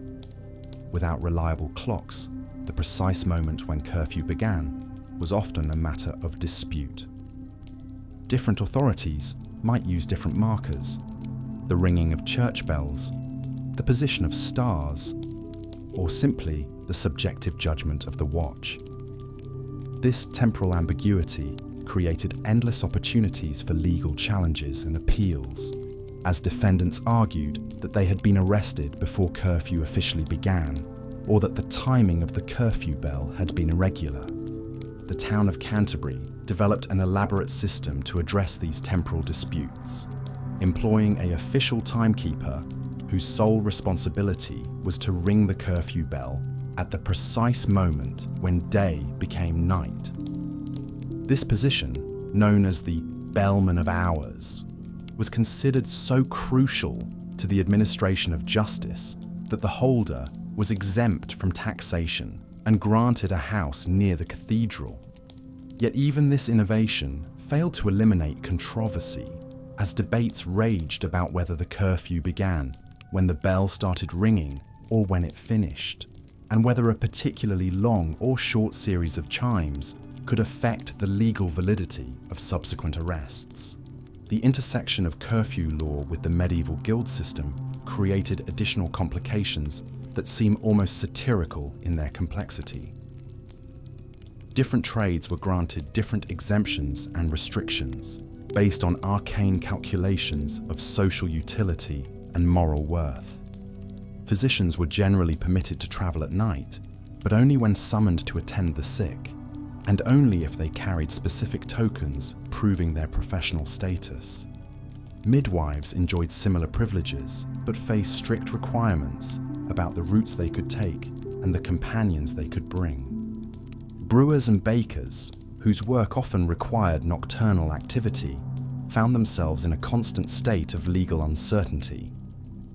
While their trades were essential to community welfare, their night work was viewed with suspicion by authorities who associated darkness with moral corruption. The solution was typically a complex system of licenses, bonds, and surveillance that transformed honest tradesmen into quasi-criminals, requiring constant legal supervision. The enforcement of these nighttime regulations revealed the deep social tensions underlying medieval society. The night watch, drawn primarily from the middling classes, often found themselves policing their social superiors and inferiors with equal rigor. A wealthy merchant caught abroad after curfew might attempt to invoke his social status, while a poor laborer could only plead necessity. The watchman, lacking clear guidance on how to navigate these social hierarchies, often made decisions that pleased no one and satisfied no standard of justice. Records from the city of Bristol describe a particularly telling incident from 1402, when the night watch encountered a group of young nobles returning from a feast at the castle. The nobles, emboldened by wine and social privilege, refused to halt when challenged and proceeded to beat several watchmen who attempted to detain them.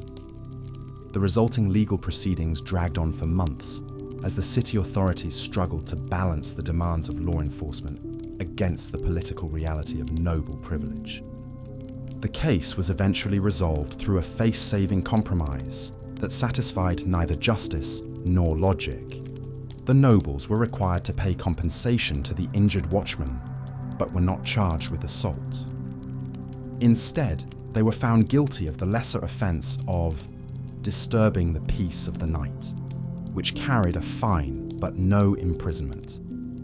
The watchmen, meanwhile, were censured for excessive zeal in attempting to detain their social superiors, effectively criminalising them for doing their appointed duty.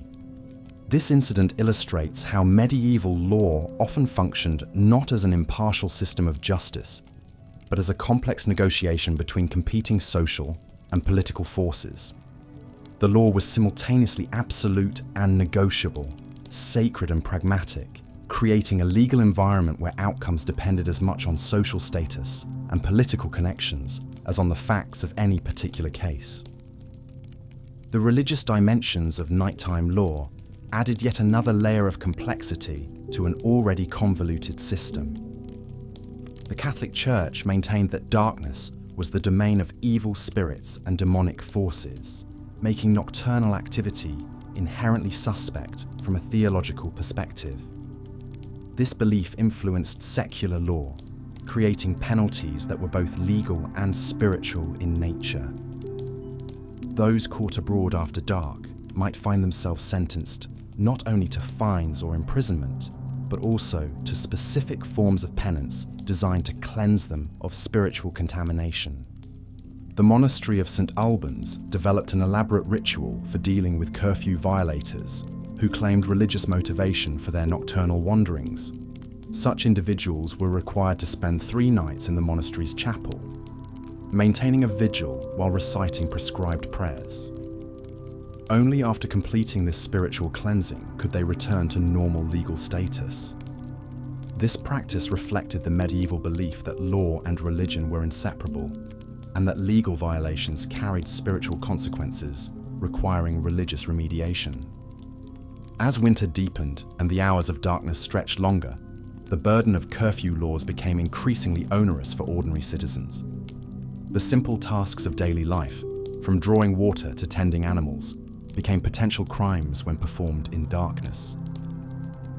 Yet the alternative, attempting to complete all necessary tasks during the brief daylight hours, was often impossible for working people whose livelihoods depended on early starts and late finishes. The legal system's response to this practical reality was typically medieval in its combination of rigidity and arbitrary flexibility. Rather than reforming the laws to reflect actual human needs, authorities created an ever-expanding system of exceptions, exemptions, and special cases.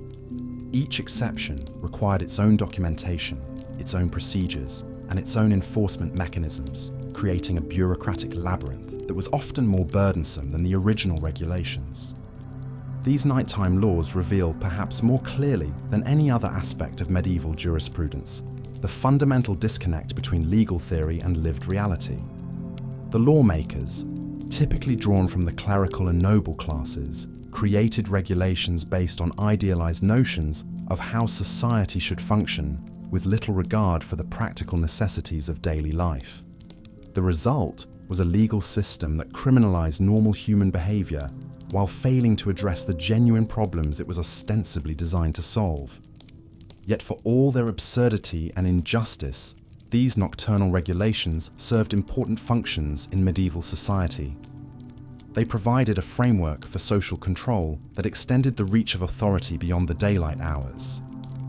They reinforced social hierarchies by creating different rules for different classes.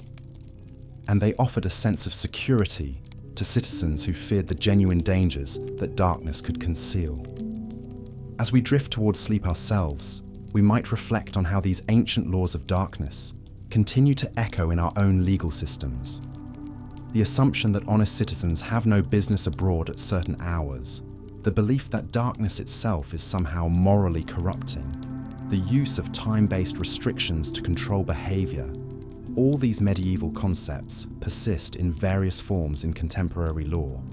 The next time you venture out after dark, consider the invisible legal framework that governs your movement, the streetlights that illuminate your path, the laws that protect your right to travel freely. The absence of arbitrary curfews and religious tests all represent hard-won victories over the kind of nighttime tyranny that once gripped medieval Europe. In the soft embrace of evening, we can appreciate how far we have traveled from those dark ages when the setting sun brought not rest, but the heavy hand of medieval law. Looking at the extensive material you've provided on medieval European laws and the reference videos, I'll craft part 10 that continues the narrative while maintaining the soothing, sleep-focused tone. Here's the script. In the midst of all this legal chaos and social upheaval, one might wonder how ordinary people found any semblance of order in their daily lives. The answer lay not in the grand pronouncements of kings or the elaborate rituals of courts, but in the quiet, persistent traditions that governed the most intimate aspects of medieval existence. Marriage, family, and inheritance. These were the pillars upon which medieval society truly rested. Yet even here, the strange laws of Europe cast their peculiar shadows. Marriage in medieval times was far from the romantic ideal we might imagine today. It was a legal contract, often arranged by families and governed by a bewildering array of rules that varied not just from kingdom to kingdom, but from village to village. The church insisted that marriage was a sacred sacrament, requiring the free consent of both parties. Yet this noble principle was constantly undermined by the harsh realities of medieval life. Parents arranged marriages for children as young as 12, and consent was often assumed rather than freely given. Consider the strange case of marriage by capture, a practice that lingered in some remote corners of Europe well into the late medieval period. In certain regions of Scotland and Ireland, a man could legally claim a woman as his wife simply by abducting her and keeping her in his household for a year and a day. If she bore him a child during this time, the marriage was considered absolutely binding, regardless of her initial consent. This barbaric practice was justified by ancient customs that predated Christianity, yet it somehow persisted alongside the Church's teachings about holy matrimony. Even stranger were the laws governing marriage impediments, the reasons why a marriage might be forbidden or annulled. The Church maintained extensive lists of relationships that barred marriage, extending far beyond what we might consider reasonable. Cousins to the seventh degree were forbidden to marry, meaning that anyone who shared a great-great-great-great-great-grandparent was considered too closely related.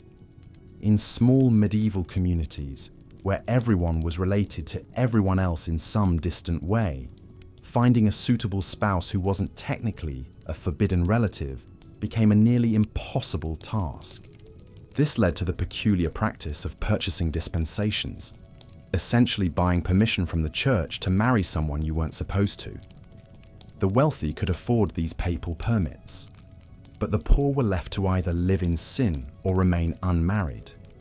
It created a system where the fundamental human right to marry was determined not by love or compatibility, but by one's ability to navigate complex genealogies and pay ecclesiastical fees. The laws of inheritance were equally bizarre and often contradictory. In most of Europe, the principle of primogeniture meant that the eldest son inherited everything, leaving younger sons to fend for themselves. This created a class of landless nobles who often turned to warfare or the Church for survival. But the rules were never quite so simple. In some regions, inheritance was divided equally among all children. In others, daughters could inherit if there were no sons. And in a few places, the youngest son inherited everything, based on the theory that older sons would have already been provided for. England's laws of inheritance included the notorious concept of bastardy, which created elaborate legal fiction around illegitimate children. A child born out of wedlock could never inherit, even if the parents later married. But there were exceptions and loopholes that kept lawyers busy for centuries.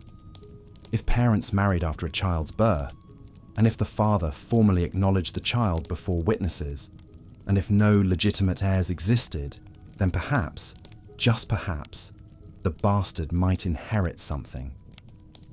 These complex rules led to countless disputes and endless litigation. Women faced particular challenges under medieval inheritance law. Upon marriage, a woman's property typically passed to her husband's control under the legal principle known as coverture. She essentially ceased to exist as a separate legal entity, becoming what the law termed a femme covert, a covered woman hidden under her husband's legal identity. Her property, her debts, even her crimes became his responsibility. She could not make contracts, file lawsuits, or write a will without his permission. Yet here too, medieval law revealed its contradictory nature. Widows often enjoyed rights that married women were denied. A widow was entitled to her dower, typically 1/3 of her deceased husband's estate, which she could control independently. Some widows became powerful figures in their communities, running businesses and managing vast estates. The law recognized them as feme sole, women alone, with nearly the same legal rights as men. It was a strange system that granted women more freedom in widowhood than they had ever enjoyed in marriage. The treatment of children under medieval law was equally complex and often harsh by modern standards. Children were considered miniature adults, subject to the same legal penalties as their elders. A child as young as 7 could be tried for theft and executed if found guilty. There was no concept of juvenile justice or rehabilitation. Children were expected to contribute to the family economy from an early age, and their labor was considered the property of their parents. Apprenticeship laws created a peculiar form of temporary slavery, where children as young as 10 or 12 were bound to masters for terms of 7 to 10 years.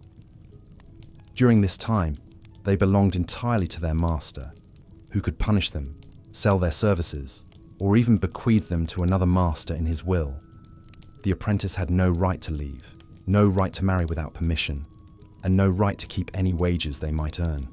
In return, they received food, shelter, and training in a trade, if they survived the often brutal treatment.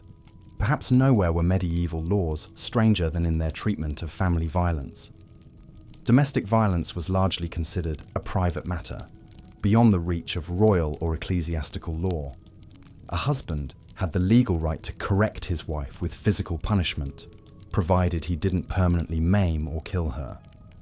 The law even specified the appropriate tools for such correction, a stick no thicker than a man's thumb, giving rise to the phrase rule of thumb. Children fared even worse. Parents had virtually unlimited authority over their offspring, including the right to sell them into servitude or apprenticeship.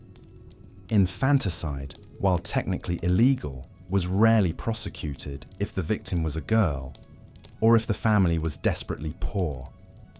The church condemned the practice, but local authorities often looked the other way, understanding the harsh realities of medieval life.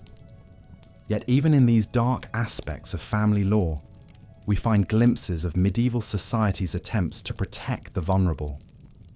Some regions developed the custom of sanctuary marriage, where a woman fleeing an abusive husband could claim sanctuary in a church and petition for annulment. If she could prove that her husband had attempted to kill her, or that he was impotent, or that they were too closely related, she might gain her freedom. The law also recognized the concept of self-divorce in extreme circumstances.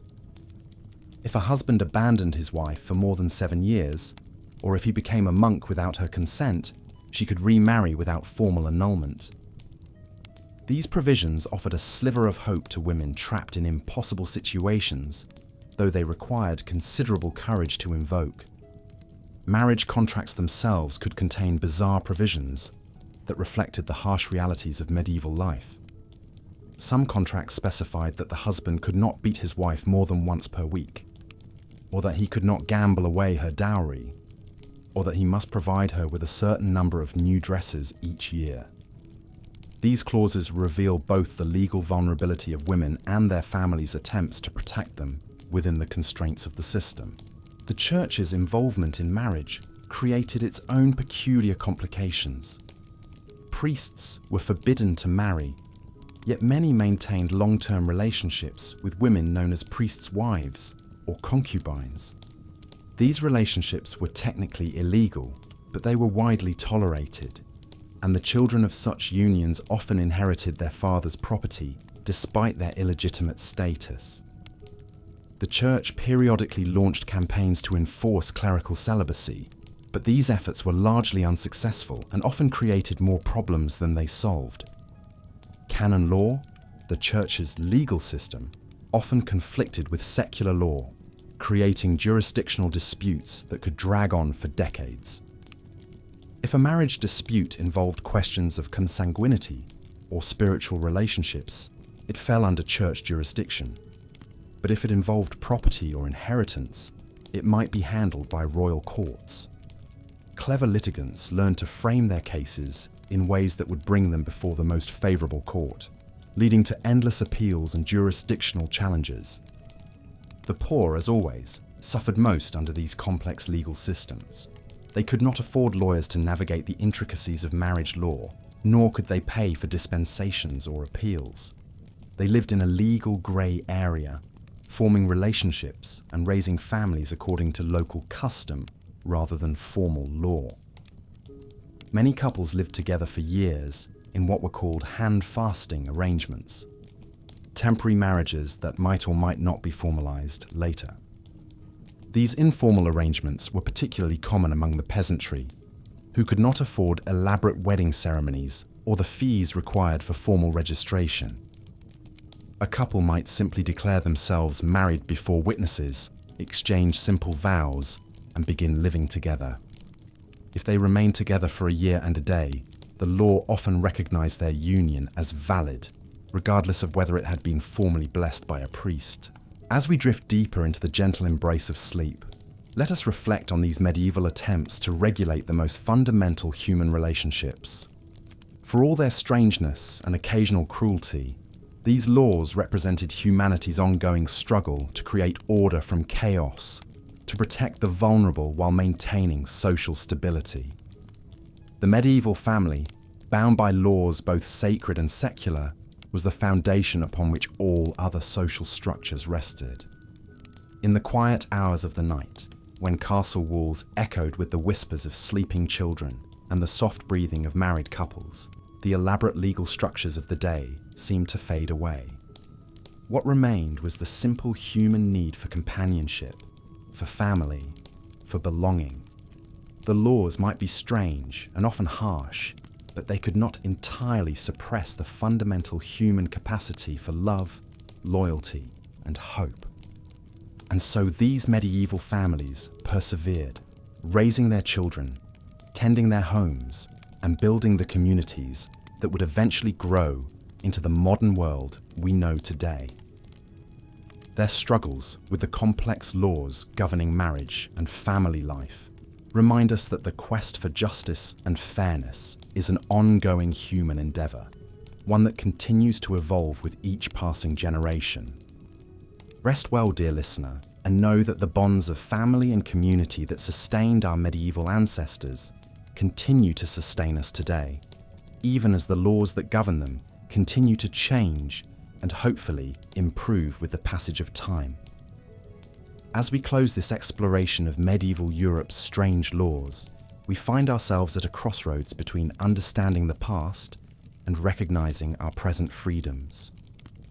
The bizarre legal traditions we've examined, from animal trials to trial by ordeal, from sumptuary laws to inheritance restrictions, reveal a world where justice was often arbitrary, where social status determined legal outcomes, and where the powerful crafted laws to maintain their dominance over the vulnerable.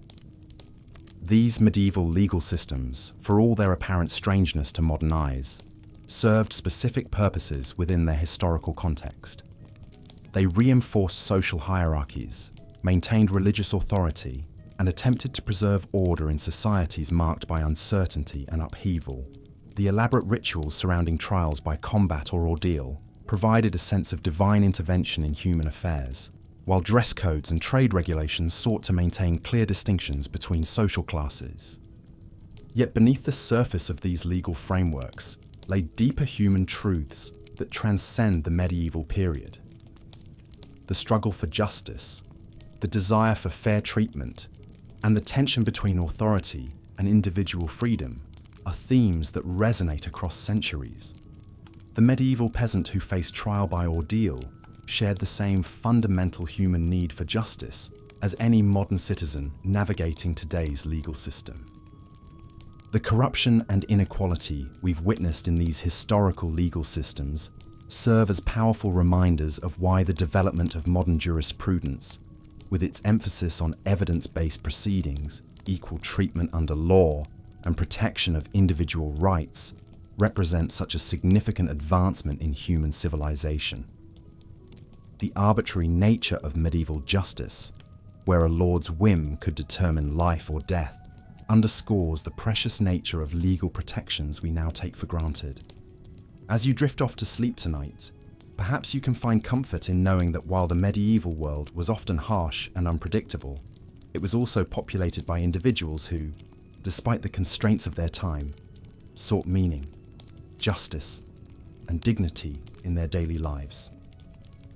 Their struggles and aspirations, filtered through the strange lens of medieval law, remind us that the human spirit's quest for fairness and freedom is indeed timeless. The strange laws of medieval Europe, in all their bizarre complexity, ultimately tell a story not just of the past, but of humanity's ongoing journey toward a more just and equitable world. In understanding where we came from, we better appreciate where we are, and perhaps gain wisdom for where we're going.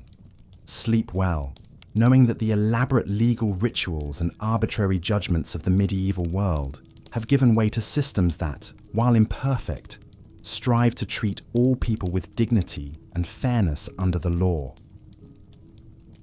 As we reach the twilight of our medieval journey, we find ourselves confronting perhaps the most unsettling aspect of life in the Middle Ages: the complete absence of justice as we understand it today. The legal systems that governed medieval Europe were not designed to uncover truth or ensure fairness, but rather to maintain the rigid social order through spectacle, superstition, and the unwavering belief that God himself would intervene to reveal guilt or innocence. Picture, if you will, a crowded village square on a grey autumn morning. The air is thick with tension as townspeople gather around a large wooden tub filled with murky water. At the centre of this grim theatre stands a trembling woman, accused of poisoning her neighbour's well. Her fate will not be decided by evidence or testimony, but by whether she sinks or floats when bound and thrown into the water. This is trial by ordeal, and it represents the medieval mind's complete faith that divine justice would manifest through physical tests that we now recognise as nothing more than torture. The logic, such as it was, seemed unassailable to medieval thinkers. If God was all-knowing and all-powerful, surely he would not allow an innocent person to suffer unjustly.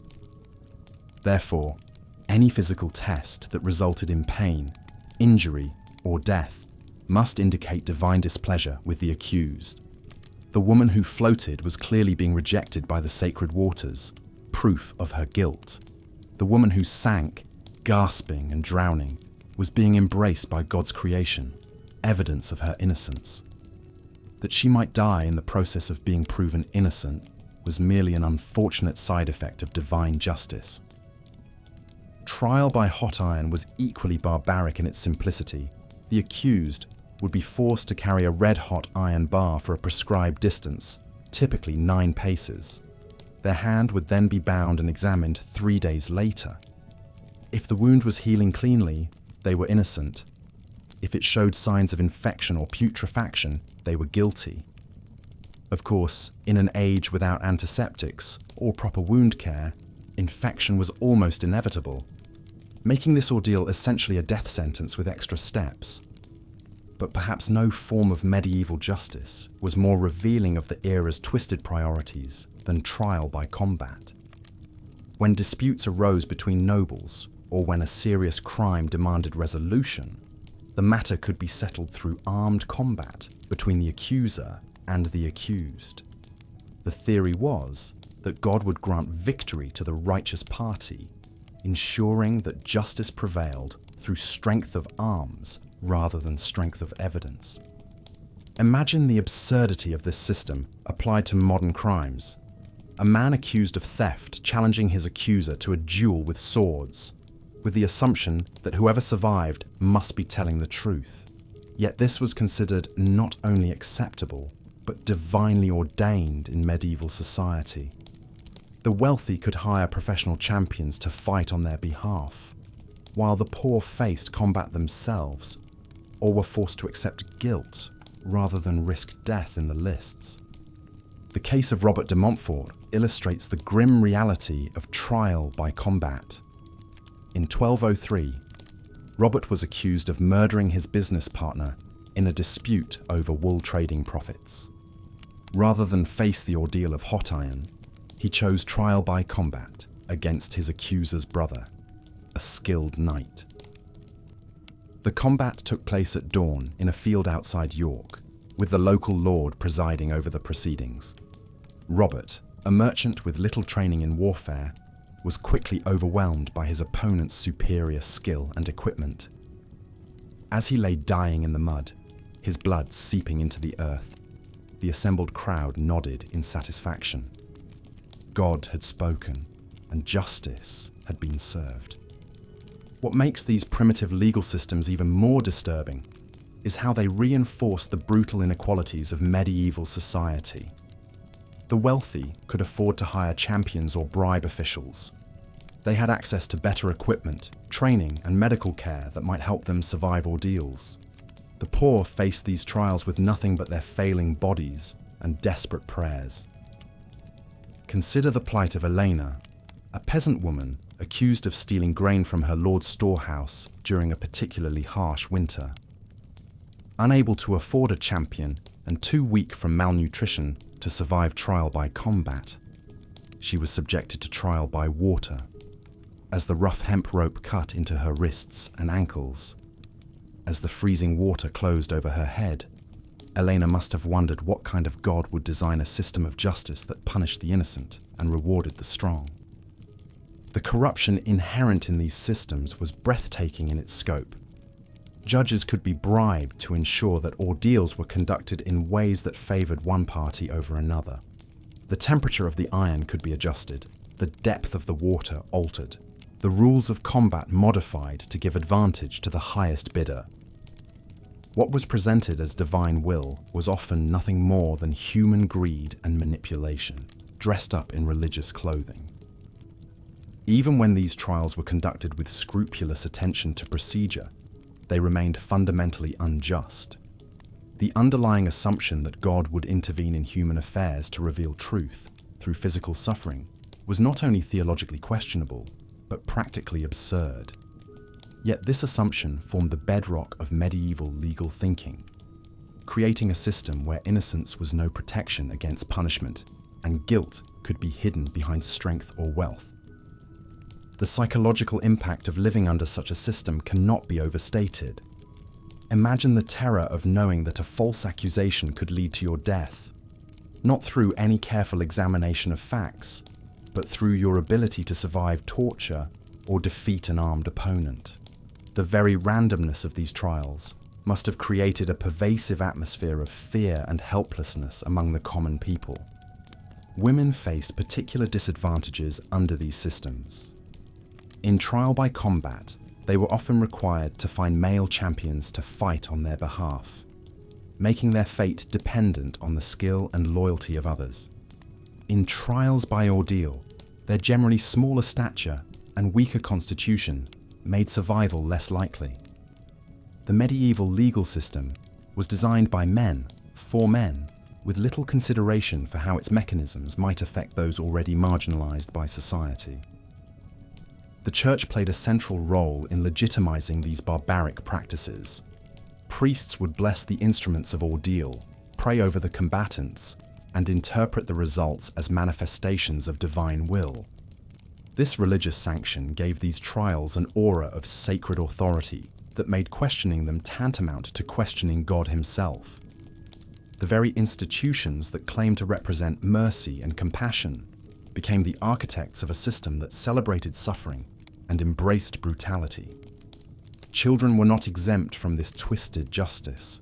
Young people accused of crimes might face modified ordeals, supposedly appropriate to their age, but the underlying principle remained the same. Divine judgment through physical suffering was considered suitable for all members of society, regardless of their capacity to understand or defend themselves. The records that survive from medieval courts paint a picture of casual cruelty that is difficult to comprehend. Judges who ordered brutal punishments with the same detachment they might show when deciding what to have for dinner. Crowds who gathered to watch ordeals as entertainment, cheering when the accused survived and jeering when they didn't. A society that had convinced itself that torture was not only acceptable, but necessary for the proper functioning of justice. Perhaps most disturbing of all was the way these systems crushed any possibility of redemption or rehabilitation. There was no concept of proportional punishment, no recognition that people might change or grow from their mistakes. The medieval legal system was interested only in punishment and spectacle, in maintaining order through fear rather than fostering genuine justice or social healing. The wealthy, of course, had ways to avoid these harsh realities. They could pay fines instead of facing ordeals, hire skilled lawyers to navigate legal technicalities, or simply use their influence to ensure that accusations never reached the point of formal trial. The medieval legal system was designed to terrorize the poor while protecting the privileged, creating a two-tiered system of justice that bore no resemblance to fairness or equity. As we reflect on these dark chapters of legal history, it becomes clear that the medieval approach to justice was symptomatic of a broader failure of imagination and compassion. A society that could convince itself that drowning innocent people was an acceptable way to determine guilt was a society that had lost touch with basic human dignity and rational thought. The legacy of these primitive legal systems extended far beyond the Middle Ages, influencing legal thinking and practice for centuries to come. The assumption that justice could be achieved through violence, that truth could be revealed through suffering, and that the powerful deserved different treatment than the poor would continue to shape legal systems long after trial by ordeal was officially abolished. Today, as we enjoy the protections of due process, the presumption of innocence, and the right to legal representation, it is worth remembering the countless individuals who suffered and died under medieval justice. Their pain was not meaningless if it serves to remind us of the precious nature of the legal protections we now take for granted, and the constant vigilance required to ensure that justice serves all members of society equally. The medieval legal system stands as a monument to human cruelty and irrationality, a reminder of how easily societies can convince themselves that barbarism is righteousness, and that the will of God can be found in the screams of the innocent. In remembering these dark truths, we honor not only those who suffered, but also our own commitment to building a more just and compassionate world. And so, as the last echoes of medieval brutality fade into the gentle embrace of sleep, let us carry with us both the horror of what was and the hope of what might be. For in understanding the depths to which human societies can sink, we better appreciate the heights to which they might rise, and the endless work required to bend the arc of history toward justice.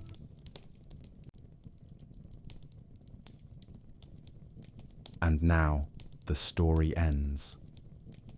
Thank you for joining me tonight on the Sleepy History channel. We've traversed the haunting and often absurd world of medieval law, where faith and fear dictated justice, and where the line between punishment and superstition blurred into one. Until our next journey together, rest well, dream sweetly, and remember, justice is not born from fear, but from empathy, and it must be guarded as carefully as any treasure. Good night.